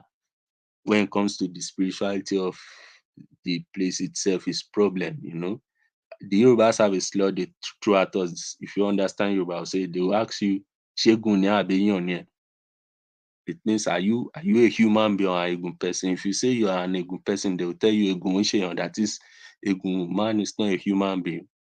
And if you say you are what's it called, a human being, then they will tell you then a human is not an Egun man. So it's just between this back and forth slur. And we also have what's it called, songs that we know that if you listen to those songs, they are talking about songs of warfare between what's it called, the Yorubas and the Fon people or the Kun people. So even the boundary of Nigeria as it is today, if you look at it historically, the Badagry area was sold to the British before the British could, what's it called, settle there. And we know that the British took most of the slaves from the Badagry port. So it's a complicated, as much as we want to dive into it, people will hear things that should not be said. Some people will go home and go and talk to their, what's it called, to their parents or to their great grandfathers that why did they take, okay, for example, let's look at this. The Black Heritage celebration before used to be in Badagry, but for some reason, the Black Heritage celebration was taken from Badagry to Ogun State. Why? Because the slave port itself, everything was even controlled by our people. But because we are more of a minor ethnic voice, and whatever you bring back to Badagry, the Ogun people will talk, you will hear this type of thing. So self-preservation is important to me at this stage, you know. I'm not happy because even our indigenous language, I want to believe after our own generation, most of our people will not even be able to speak it, except maybe if you go back to either Togo, Ghana, or Republic of Benin to go and speak it, to learn it. And even the way Yoruba language is diverse, that Awori will speak his own, somebody from Ekiti will speak their own. That's the way our own language is different. In that same, if I start speaking my own language, another person who speaks the cosmopolitan language will not understand, another person will not understand. So Lagos State is, and that's why we even have 5 divisions. We have Badagry division, Ekpe division, Ikeja Island, and Okay. Ikorodu division because Thank you. of these differences. So these are the things that me I'm particular about on this Lagos topic. When it comes to the Lagos you guys are talking of, it's just the Lagos Island, just Lagos Thank you. Island. You still have Thank you, other my brother. divisions in Lagos. Thank you so much for taking your time to. Beto. What? So I just call him a name now, and that's Okay. how they relate as brothers in Egun. Yeah, Because Beto. Beto. Okay. Thank you, my people. I appreciate you all. Let us quickly go to Nena. Mother Nena, please talk to us. Good evening to you once again. Good evening. Good evening. Honestly, I don't even know what to say concerning this topic about, because I'm just sitting here listening to all these histories and I'm learning a lot because I don't have a clue on. I know I read a little bit of history when I was doing my first degree, and when I studied the history of Lagos a little bit. So I know a little bit about this fact that Benin's have something to do with ownership of Lagos. But to tell you the truth, I do not know so much in details into it. It was one of the classes I took as an elective when I was in my first degree, so I do not have a clue. Honestly speaking, I'm really getting a lot of insights into this thing. But the only thing I know a little bit about is the 23andMe that I think Madam Rita talked about. I know because I live in the US, I see people do it a lot. In fact, there was a time I wanted to try it, but I realized that it doesn't work for people like us, that our forefathers cannot be traced. But I know it's something that has to do, okay, now I'm talking about ancestry. Yeah, the 23andMe has to do with genes. So yeah, I think I know about that one. And like everyone else, I've seen one or two of these Black Americans that eventually said that they were able to trace their origin to be, so place, and to see how inquisitive people are to actually know their origin. I think it's not a bad idea for people to have an idea of where they come from, to have a little bit of an idea of their history and their place of origin. Like for us that have our children in this country, irrespective of how much America gets into them. For me, for one, I try to make my boys to understand that no matter what, no matter the accent you have, no matter who you see, no matter whatever you do, this is who you are, this is where you come from. And at this point, I think my children have gotten it, because I have a situation where you see most Nigerian kids in this country, you ask them, where are you? No, where are you from? Maybe through their name, you ask them, oh, yeah, Nigeria. I say, no, I'm not from there. My parents are from them. Like, did you drop from heaven? How can you tell me that your parents are from Nigeria? You're not from there, So, and sometimes you see, this is the orientation that most of them have, So, but it's important to always let people know where they come. I mean, there's nothing.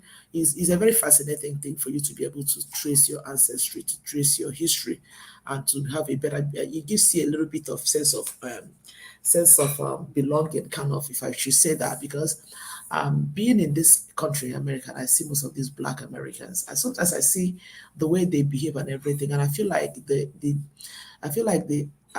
disjointed history that they have somehow affects them, because you see sometimes I feel like people who are kind of disjointed, in their history, they don't know who they are, and do not have a little bit of an understanding of their roots. Sometimes they tend to be a kind of aggressive or something like that. I see that a lot, and that's why you see that most of them, they are making effort now to trace their origin. The other time I know, I remember some time ago, maybe a few years ago, I saw when TD Jakes was saying that he was able to trace his origin, and he realized that he's from Anambra State. I think he mentioned Oka for precisely. He said he traced his origin and said that he has a little bit of an Oka and Anambra in him, but I think more of an Oka man. And for a lot of people that, some people that, if you know TD Jakes, it almost says he likes to dress in African attire, Nigerian attire, So most of them are really beginning to get. I know there was a time also Michelle Obama traced her origin. I think she said she traced her ancestry to Ghana, something like that. So I mean, it's not out of place for people to be able to trace to have a little bit of history, because it gives one a little bit of sense of belonging, to make you know that, okay, this is truly who I am, not somebody who just, fell out of the sky. But overall, I mean, I'm learning a lot of history on this panel this evening. That's just all I have to say. Thank you. All right. At least you said something. Thank you very much. I appreciate you. All right. Let me hear from give us a mandate, Mr. T, my brother. Thanks for coming in. Where you day since? I mean, I've been busy with some other things. I mean, I was good morning, good afternoon, good evening, everyone. Thank you. Depending on your location. What I find interesting is, I mean, thank God for this man that joined the call. I believe he's a deep Badagry person. Maybe I'm not sure if he's an Ago or a warrior or the deep Egun. But No, he just brought. I'm a deep Egun man. Okay. Precisely set on. So my own Egun dialect is Setogbe. Okay. So the reason I say all this is because growing up as a child, I mean, I have like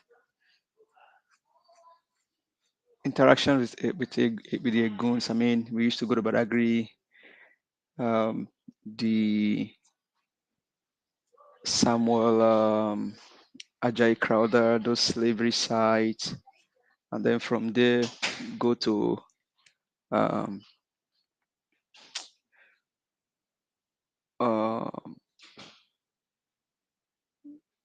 all of the Mowe area,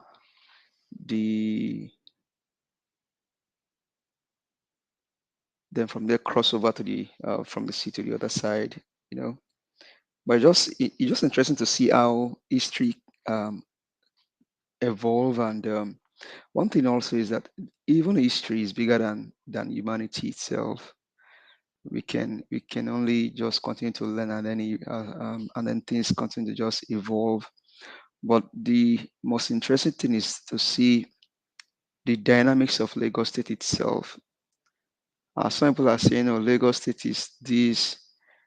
Now, we now understand that which part of Lagos State are we even talking about that belongs to the Bini Kingdom, or which part of the Lagos are we talking about that belongs to the Yorubas? Because if you look at Badagry, from Agbara, I think it starts from Ijaniki or Yanuera. From where, so if you stop at Okokomaiko and then after Oko, then you get to all of those Iyanuera, from Iyanuera to Agbara. Then from Agbara, you begin to go to Badagry. Then you begin to cross over from Badagry to Bene and to all of those areas. Now you see a different face of Lagos State. And those are predominantly for the Eguns, the Aworis, and all of them. So now the question is, You can now understand the fact when they say someone like Tinubu or Sanwo-Olu, they are not from Lagos. You can now understand the reason why people will say that, because they themselves they don't interact that much with the Badagry people. They may consider it as maybe too far reaching from Lagos Island and then the outer part of Lagos State. But your kind of contributions and tonight just like, okay, so which Lagos are we really talking about that belongs to the Benin Kingdom? Is it the Lagos Island or is it the Badagry area or the Keja? Or so history is big. History is dynamic. I mean, it can be interesting, but as time goes by, things evolve. The only thing I'm not happy with is the fact that these guys went to take away history from school and then they dilute all of those story of amalgamation, all of the different stories that you can learn in government and then history, because even government and history are kind of interwoven. The Lagos amalgamation, the all of the um, slave trade, all of those things that happened then. But why do they have to do all that? It's just the fact that people are trying to hide something. And so what is playing out in Lagos State now, you can now see why people do what they do and why people just can go the extra mile to destroy things, destroy history, so that the coming generation probably does not have a clue of what is happening. Just like I think some years back here, where people will have to like, okay, let's take down the status of some Americans, people that fought, did some things and things like that, because they have a kind of different perspective of what their status does. But whether we believe it or not, history remains history. What you did yesterday is history. And if you're going to tell somebody what you did yesterday, it's become history. So there's no way they can hide it. All of those things will still come to play. And for someone like my brother that spoke before, I mean, he just kind of threw the light out there, boom. So when you say Lagos is for this, Lagos is that, which Lagos are we talking about? Because the Badagry area, all of those places, I mean, and then you can trace all of all of those. They have relationship with Benin Republic, with Togo, with Ghana, and then some African countries, because that place itself is another Lagos itself. But I agree, is another Lagos itself.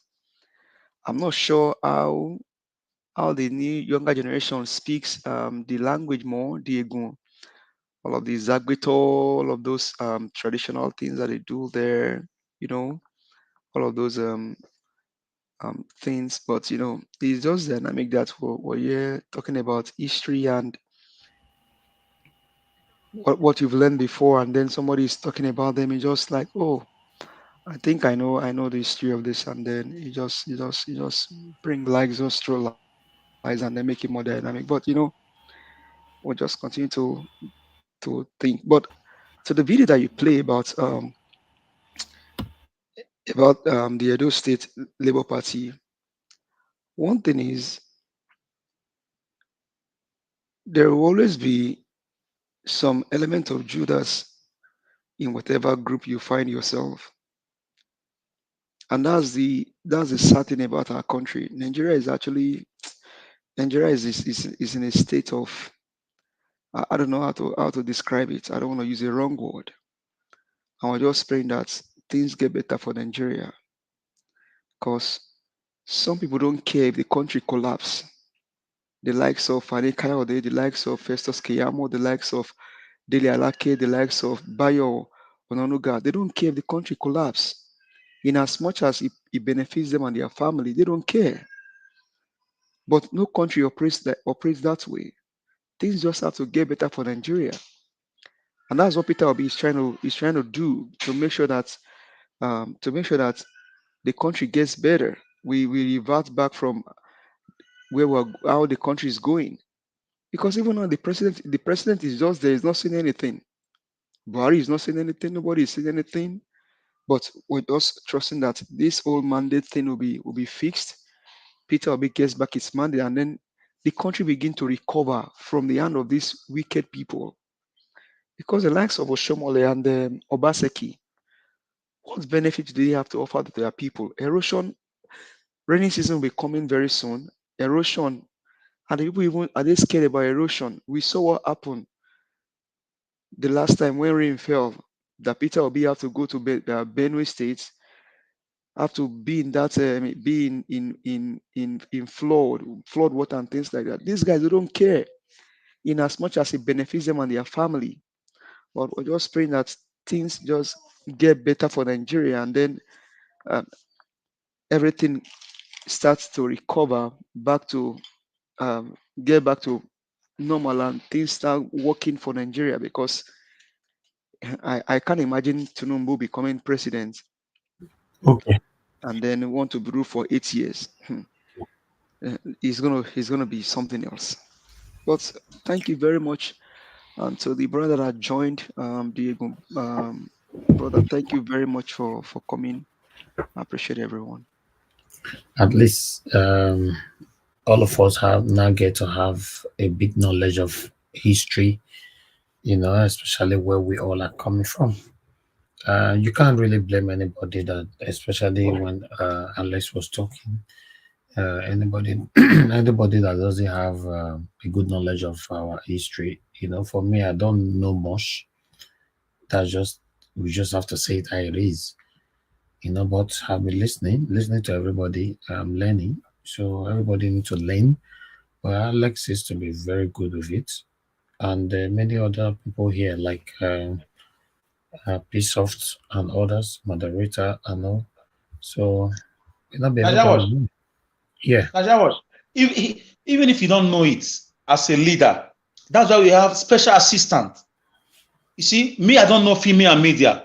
As a governor, I will bring you in immediately to handle the media department, because that's the role of special assistant or commissioners as a governor or as a president. This is where education comes in. You diversify and delegate power so that what you don't know, other people can know it. When it comes to education, you look for somebody who is good in that area. When it comes to history or law, you find a lawyer or somebody who is well read in that department. But when you have a governor or a president that does not know jack, that is just busy looting money, killing people, that's where the problem is. What you don't have, you cannot give. Alex, don't come. You understand? So that's it. And I cannot come and do your work. I will be a dumb person. I can't do your job. Alex go busy looting. You understand? So the last educated person we had as the governor of Edo State was Folosho and Bruce Ali. That's why we have Edo as a language in school. I did it. I can read and write in Edo language. He gave textbooks to students for free. He fed them because he was a professor, a true professor, not the kind of polluted professor we have today.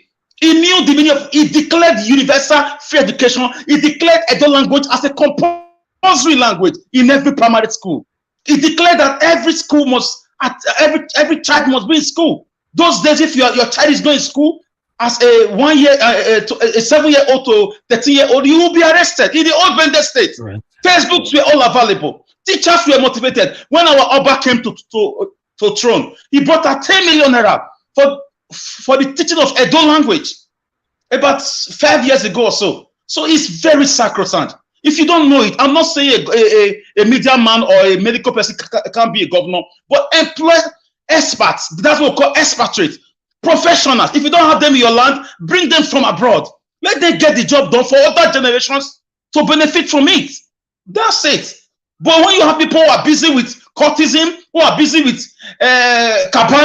cabanocracy, who are busy with looting of money, who are busy with cutting away money, who are busy with political struggle, they don't know that children have grown for the past 7 years. If you become a governor, the life of 4 million people are on your shoulders. Children will be born. Women will get pregnant. Children will grow from teenage old to become adults. These are responsibility. Agricultural people will need help. Students will need help. Farmers, traders. These are the work of a leader, not just organizing parties or looting money, fighting with the palace. This it's a complete mess. What you don't have, you can't give. I'm sorry to say our governor is not educated. Thank you very much. God bless you, Sir Alex. God bless you. Okay, moderator, just use your time to talk. Now, final submission. Well, my final submission is what Alex was saying just now. Is about it's true. If you have people that have vision, if you have a governor or a leader wherever you are, if you have vision, you will know what the people need. Right now, what do we have in Edo State? If we want to streamline this discussion now to Edo State, it's zero, nothing for the vision of a child who is going to be born today. Nothing is put in place. Nothing is inspiring.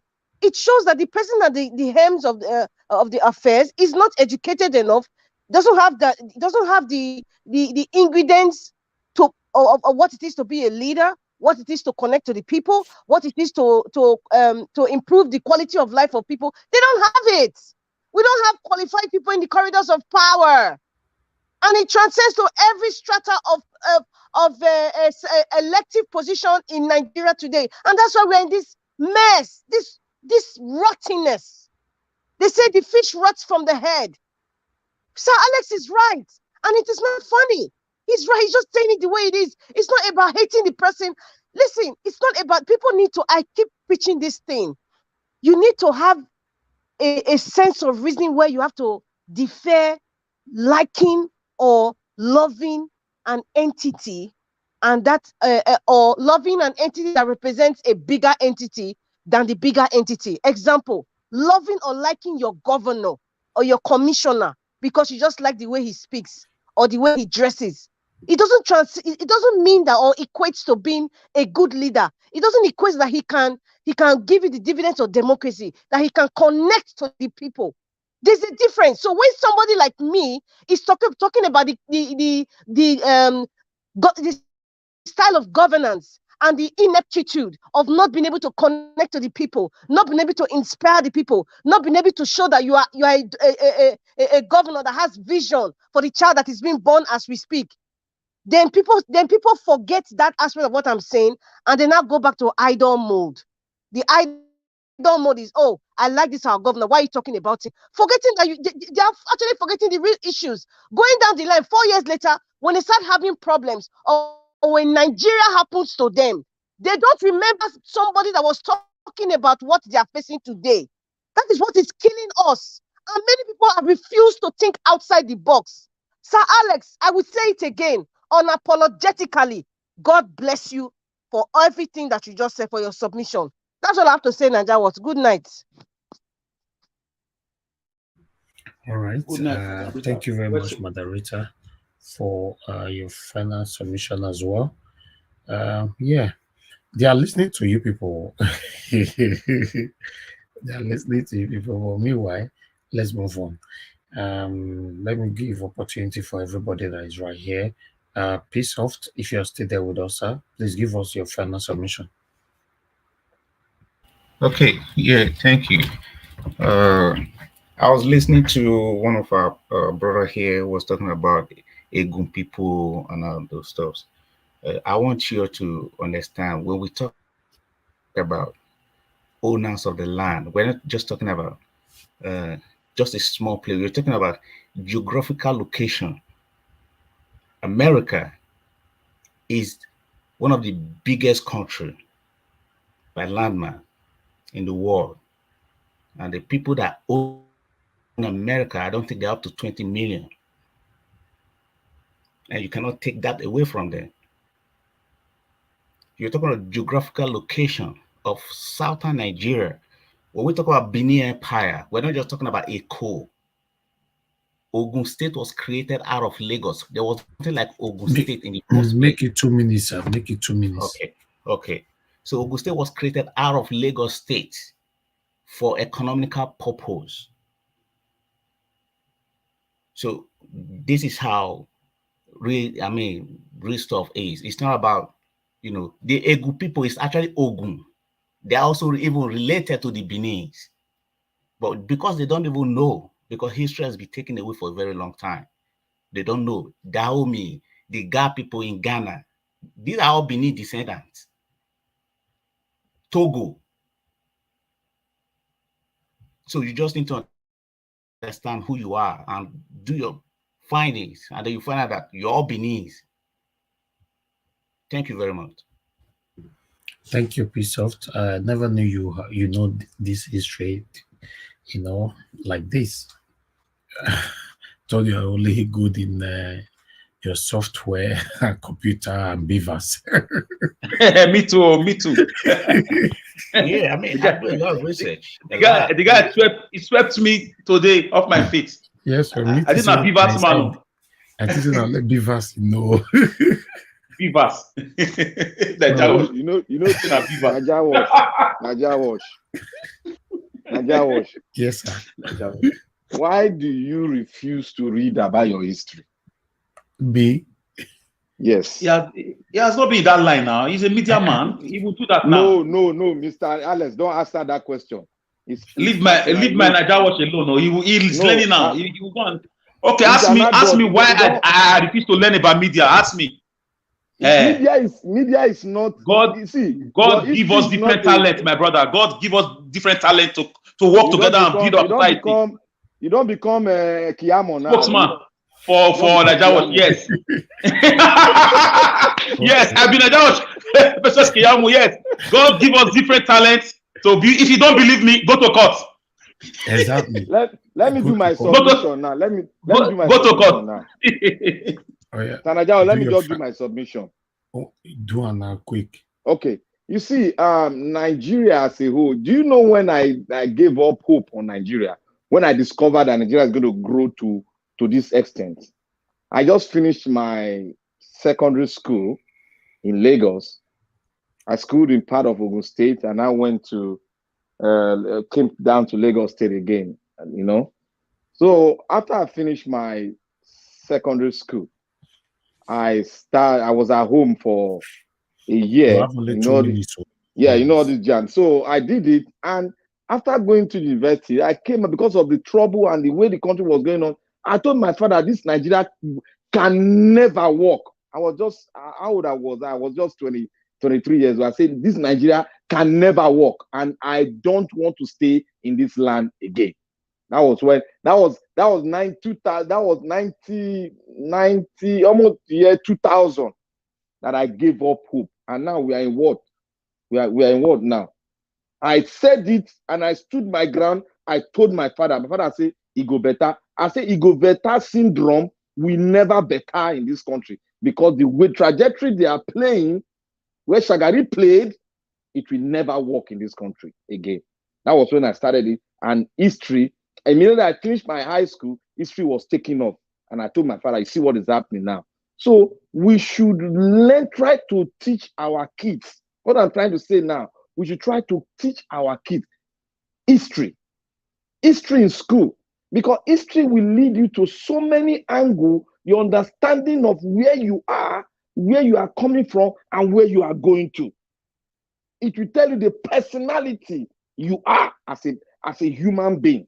You will start walking with boldness and understanding of the land you are and where you came from and where you are going to.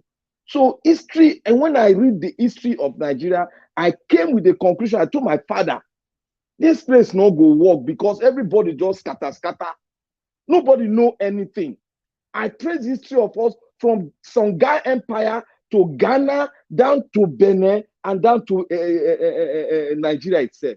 I saw how related and how far the Benin Empire has conquered so many territories down to Nigeria. So people don't know it because people don't want to understand. Nigeria made me to go back to our history and understood everything about it. And I came with my own conclusion that this country will not work until we all know who we are. Thank you. That will make us to come together and fashion a way where we can drive this ship to. Thank you, Mr. Najawash. Thank you. Thank you, my brother. Thanks for coming in. It's good to have some of you here on the second segment.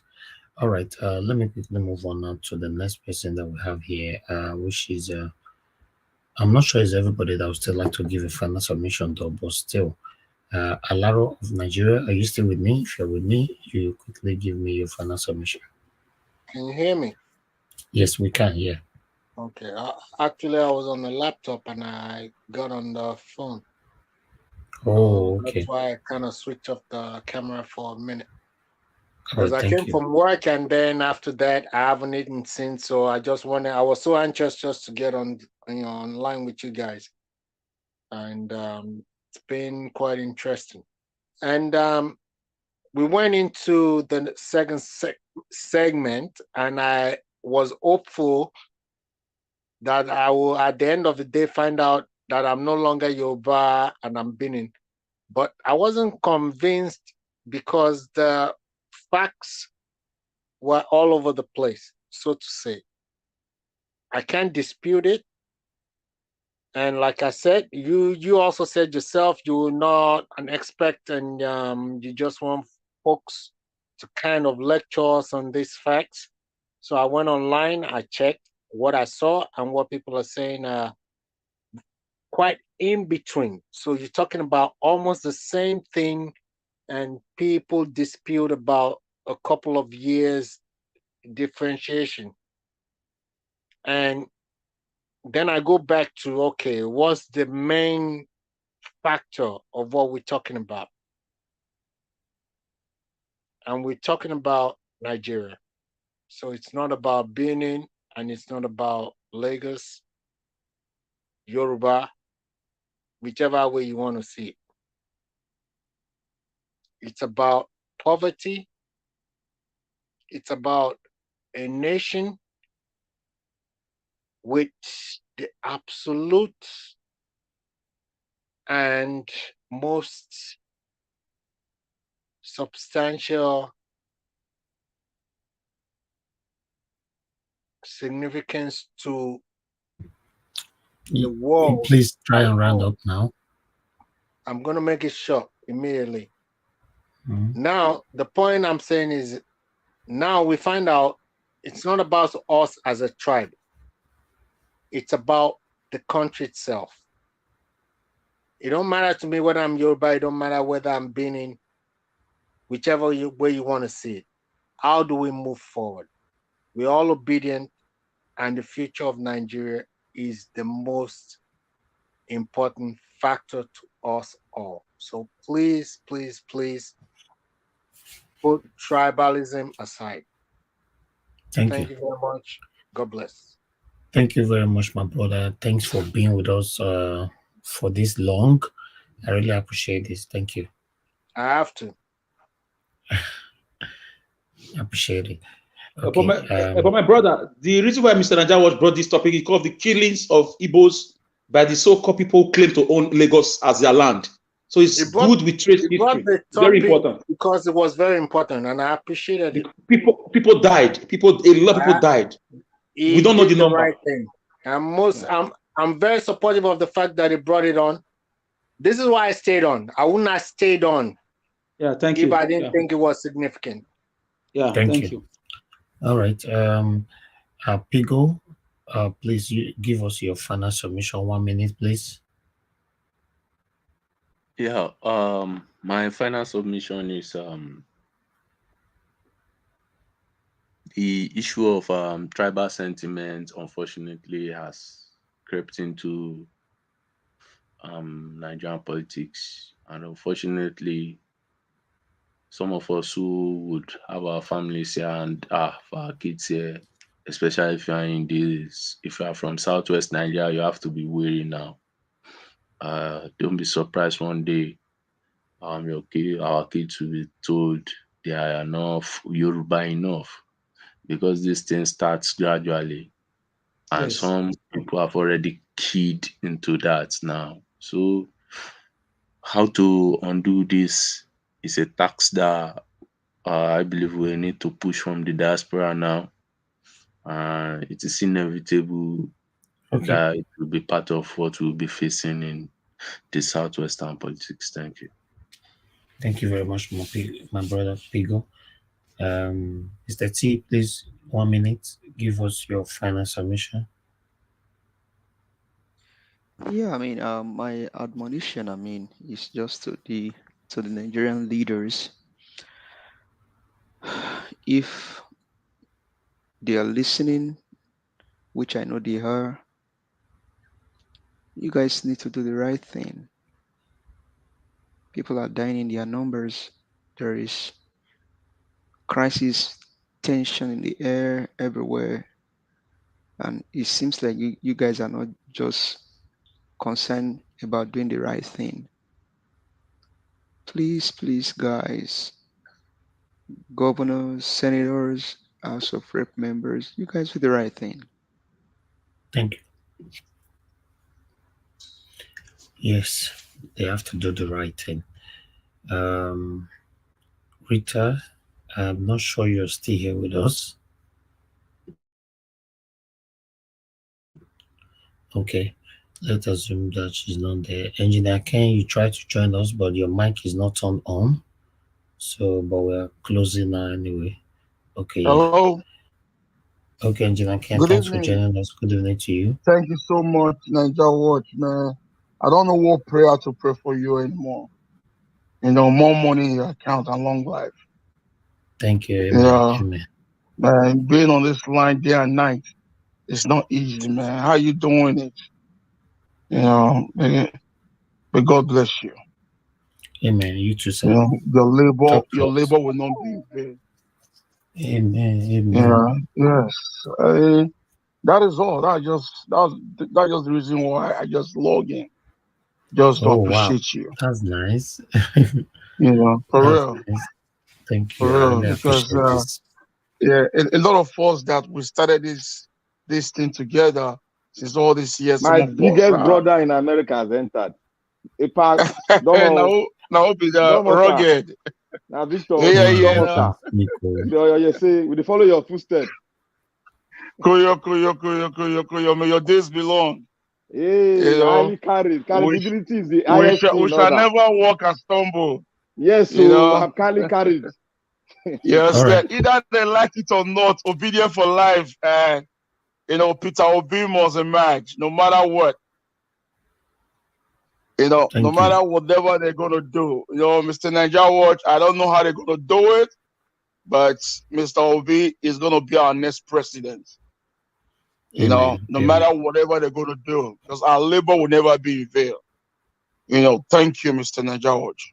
Thank you. I appreciate it. Thank you. Thank you. You've been there with us for years now. Yes. So you know how we started everything now. So yes. Yeah, we are getting there. We are getting there by God's grace. After this, I have to speak to my men in the US Army to make you a 5-star general. They will decorate you for life. I just want a better Nigeria, my brother. My Nigeria matado tire pest here. My brother. If they don't decorate you, ready to go fight for China now. That one I no go area. Thank you, everybody. Thanks for the love. I appreciate every one of you. I really do. This is it. Time to round up now. I'm so happy that we created the second broadcast so that this pending topic can be sorted out. I really like this. Thank you very much, my people. For your time with us, every one of you that joined us, and thanks for coming in. And I can see on the comment section, Efrata Catfish Farm Nigeria. Thank you very much, madam. I really do appreciate you. Joy Ege, thank you so much. I appreciate you. God bless you all. Thank you. I think it's time for us to round up right now. Yes, we're starting all over again tomorrow. That's the thing. We're already tomorrow here. Is UK time now is 2:28 a.m. So yes, Madarita, thank you so much. Thank you. So you guys endeavor to join me by this evening, 6 p.m. Nigeria time. Yes, we're gonna be here. Fingers crossed, we're gonna have a better country. If not, we're gonna all get off our minds and bro, now all of us go live forever. your rest, move, forget Nigeria. Because the suffering is already here, but we are managing. That's why we all are fighting to have a better country so that we can, have a second option. Should I move back home or live here? But at the moment now, statistically, 90% of Nigerians in diaspora don't have choice than to just continue to live in abroad, even though they have made the money. They